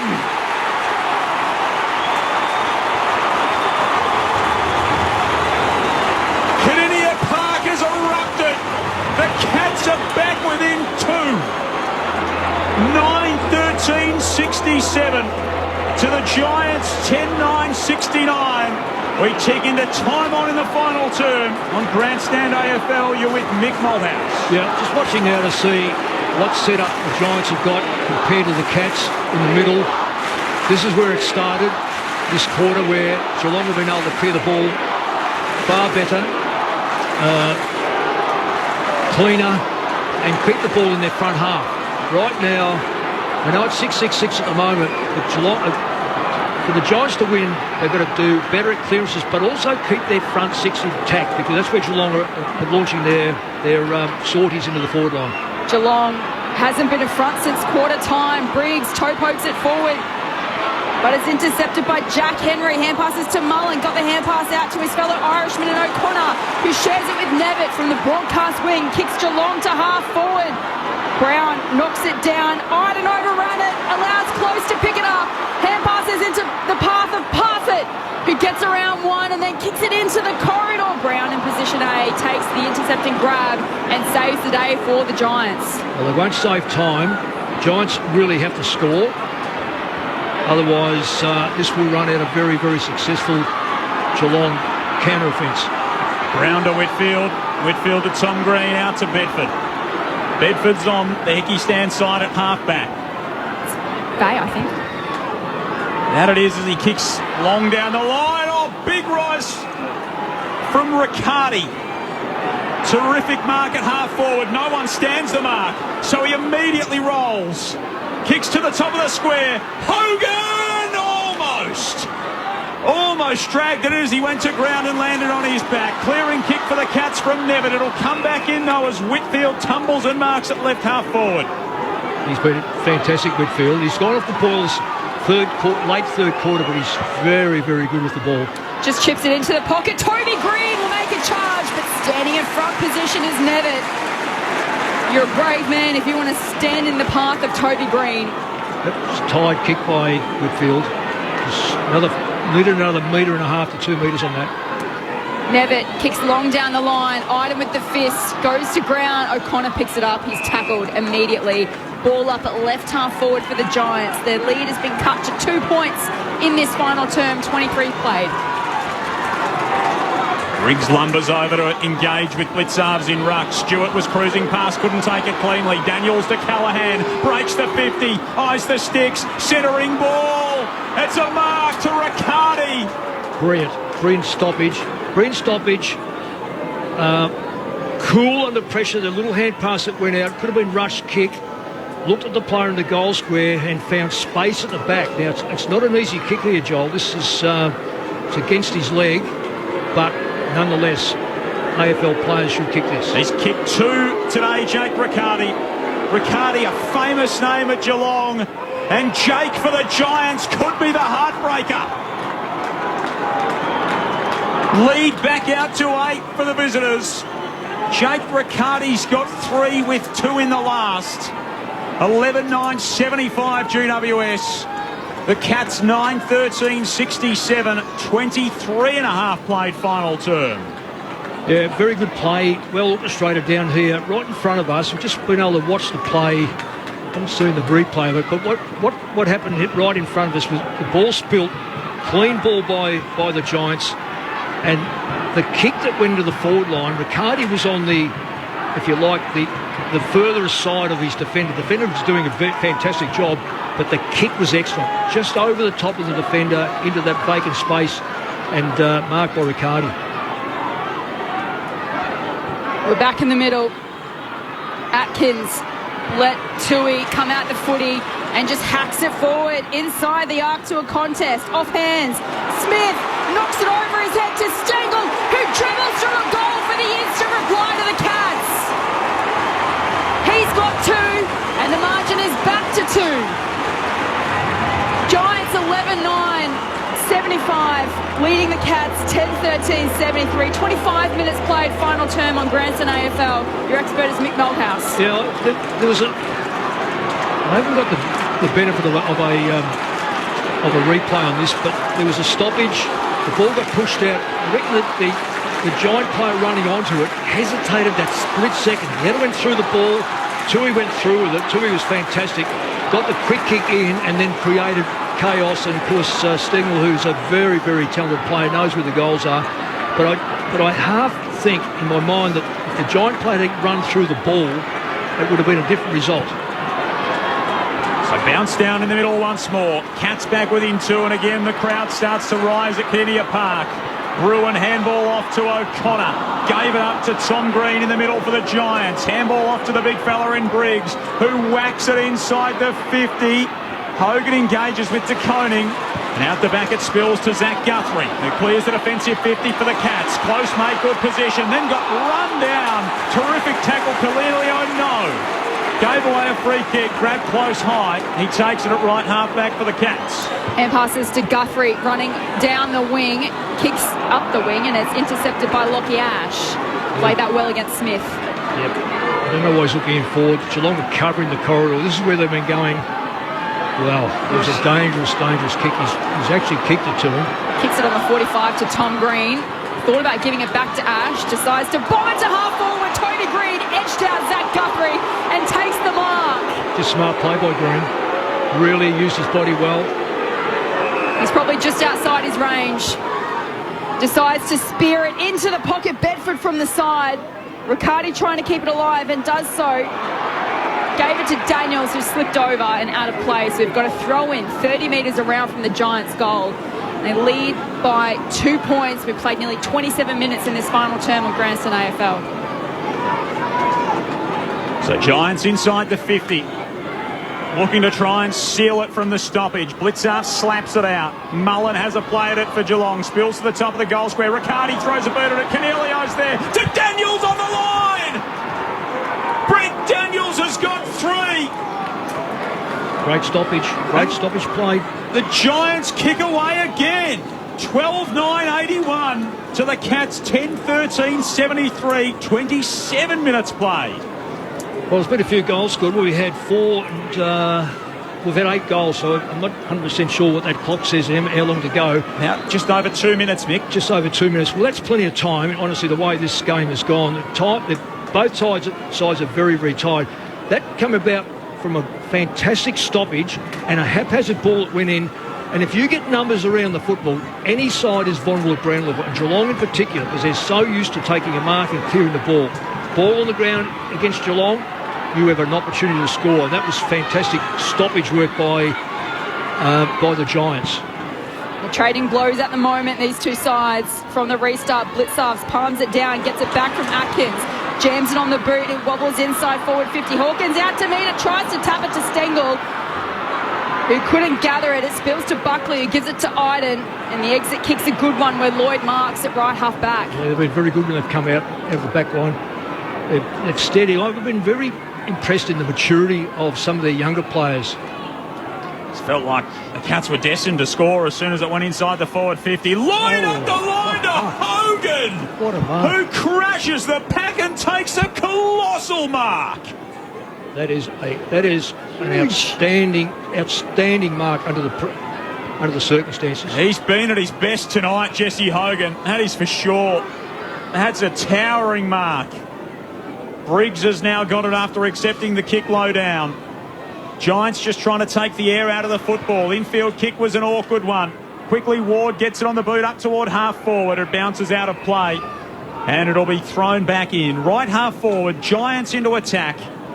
12-9-81. They lead Geelong 10-13-73. We're 29 minutes through the last. This stoppage is so crucial to either side.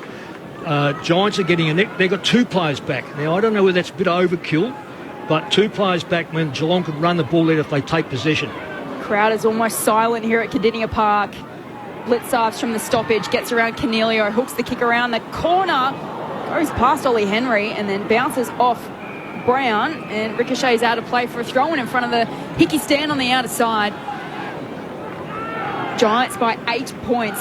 They led by as much as 24 early in this final quarter before Geelong have hit back. Only a couple of minutes left in this final term. Underneath those 3 premiership flags, flying on the top of the Hickey stand.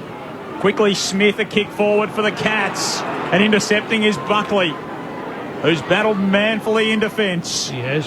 He's done a terrific job. There's a lot of, I'm not going to call them no-names, we know them. A lot of no-names compared to what they've had, and they've held off magnificently against a fantastic Geelong side. Iden from half-back for the Giants. Kicks up the line. DeConing crashes the pack and again tries to just force the football forward. Tui out toward the boundary line. He's run across it by Whitfield, who hasn't stopped.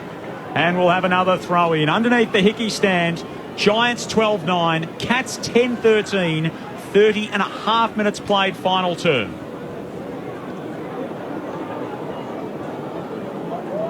A hush falls over Cardinia Park. They know there's not long left. It's from the stoppage. Whitfield has a fumble. Close is there. Tom Green goes in again for the Giants. Plenty of numbers around this contest as Atkins picked it up. Umpire almost called for a stoppage here. He let it go as Stewart kicks it. High ball inside forward 50. Through the hands of Hogan out the back. It's Hughes. He dribbles it through for a minor score. But it's not enough. It's a big, big win to the Giants. They take down the reigning premier on home turf. They get home by 7 points. There's a big, big sound from the west of the town. It's the sound of the mighty Giants. Feel the ground is shaking. The other teams are quaking in their boots before the Giants. We take the longest strides and the highest leap. We're stronger than the rest. We're the greater Western Sydney Giants. We're the biggest and the best. And we will never surrender. We'll fight until the end. The Giants meant business on enemy territory. They've won their last 2 at this venue. And it was goal for goal in the opening term. Geelong on the siren, led by a point before the Giants took control in the middle quarters, leaders by 17 points at half-time and by 12 at the final change. In Toby Green's 200th game, who had 4 goals to half-time, they led by 24 early in the last. Geelong came home strong, but the Giants stood tall at the death, and they win their 4th game of the season by 7 points. There's a big, big sound from the west of the town. It's the sound of the mighty Giants. Feel the ground is shaking. The other teams are quaking in their boots before the Giants. Take the longest strides and the highest leap.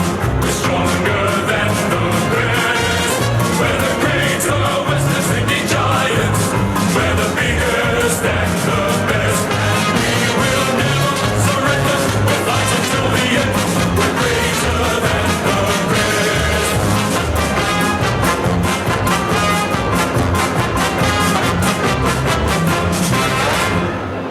Well, it might not quite be a giant upset, but it certainly is the type of win that you can start to build a team around.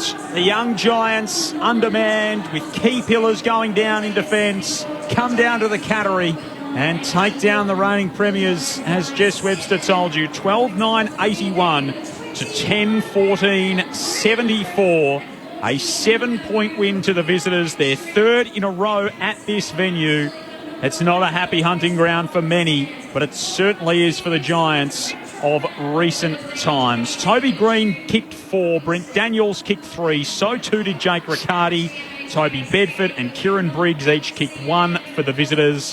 For Geelong, Jeremy Cameron kicked 2, Tyson Stengel kicked 2, Ollie Henry kicked 2, both of them coming in the last term. Tom Hawkins, Jack Henry, Brad Close and Brandon Parfitt each kicked goals. They send off Toby Green in a fitting manner, Mick Malthouse, to the Giants, his 200th game for the captain, the 2-time All-Australian, a best and fairest winner at the Giants in 2016. He's being chaired off the ground as we speak as they head into the away rooms, the Giants. And they played with the energy and the vigour that Toby's approached each of his 200 games. You know, sometimes, Joel, I think I'll say this for the public, we tried a lot harder for Toby Green. No, that doesn't happen. Pre-match, it'll be mentioned about the 200 games. They cross the line, there's no thought of it. It is just about doing the job, doing as much as you can. When the siren goes, yep, Toby's played his 200s, he's played a great game, he's our captain, and we'll cheer him off. But you don't really think about personal milestones in a game of football where you need the 4 points. And in this case here, I thought he was outstanding. I'm trying to do the votes very quickly, and I'm trying to do them on the basis of not knowing totally all the bits and pieces. I just have this feeling when you look at the game, Geelong stayed in the game mainly because we know what Geelong have got. They've got a forward line that most people, or most clubs envy. Cameron's kicked 2. I don't know what he kicked. I think he would have been kicking 2 goals 3 or 2 goals 4. He was a long... 2-3. Stengel was very good at the end. Ollie Henry kicked his goals, which you thought. Tommy Hawkins kicked 1. I thought when you look at Lockie Keefe did a terrific job on the back line. Some of the no names, which to me were just fantastic. But some of the names were the ones who I've always admired the way Whitfield goes about.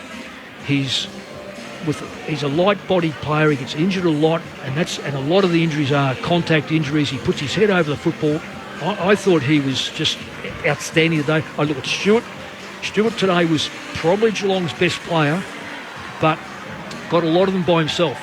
And GWS decided they were going to let that the sixth forward go up the ground at the stoppage, all get in behind the play. Now that played into Tom Stewart's hands of getting a lot of the loose football. In fact, he would have taken a heap of marks.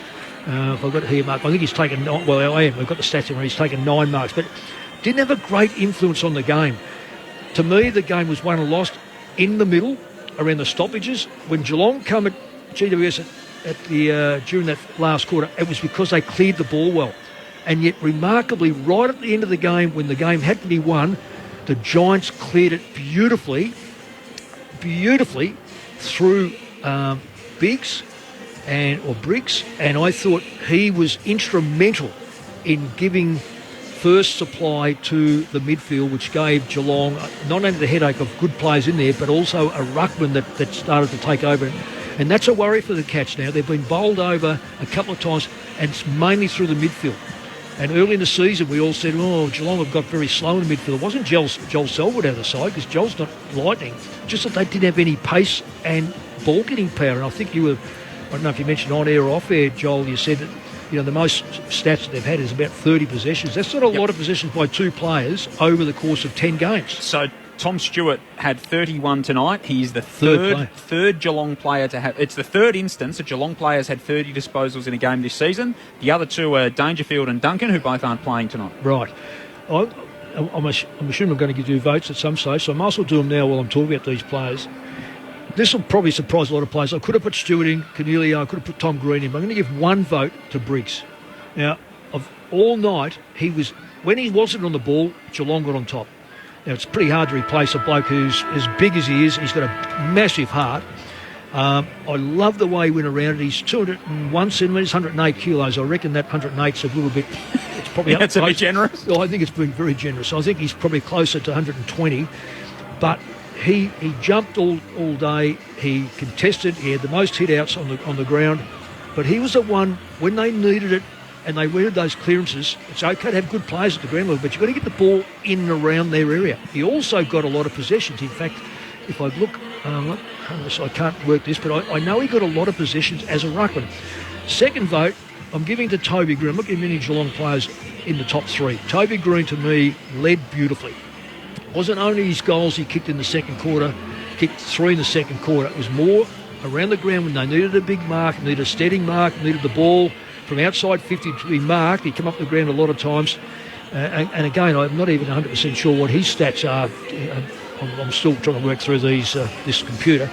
But I really thought that his influence on the game was quite profound. So Toby Green's had 19 disposals, kicked 4 goals to 7 contested possessions, taken 9 marks. Yep. And most of those would be contested. 7 score involvements and a handful of inside 50s. Yeah, and Lockie Whitfield, I just admire this player so much.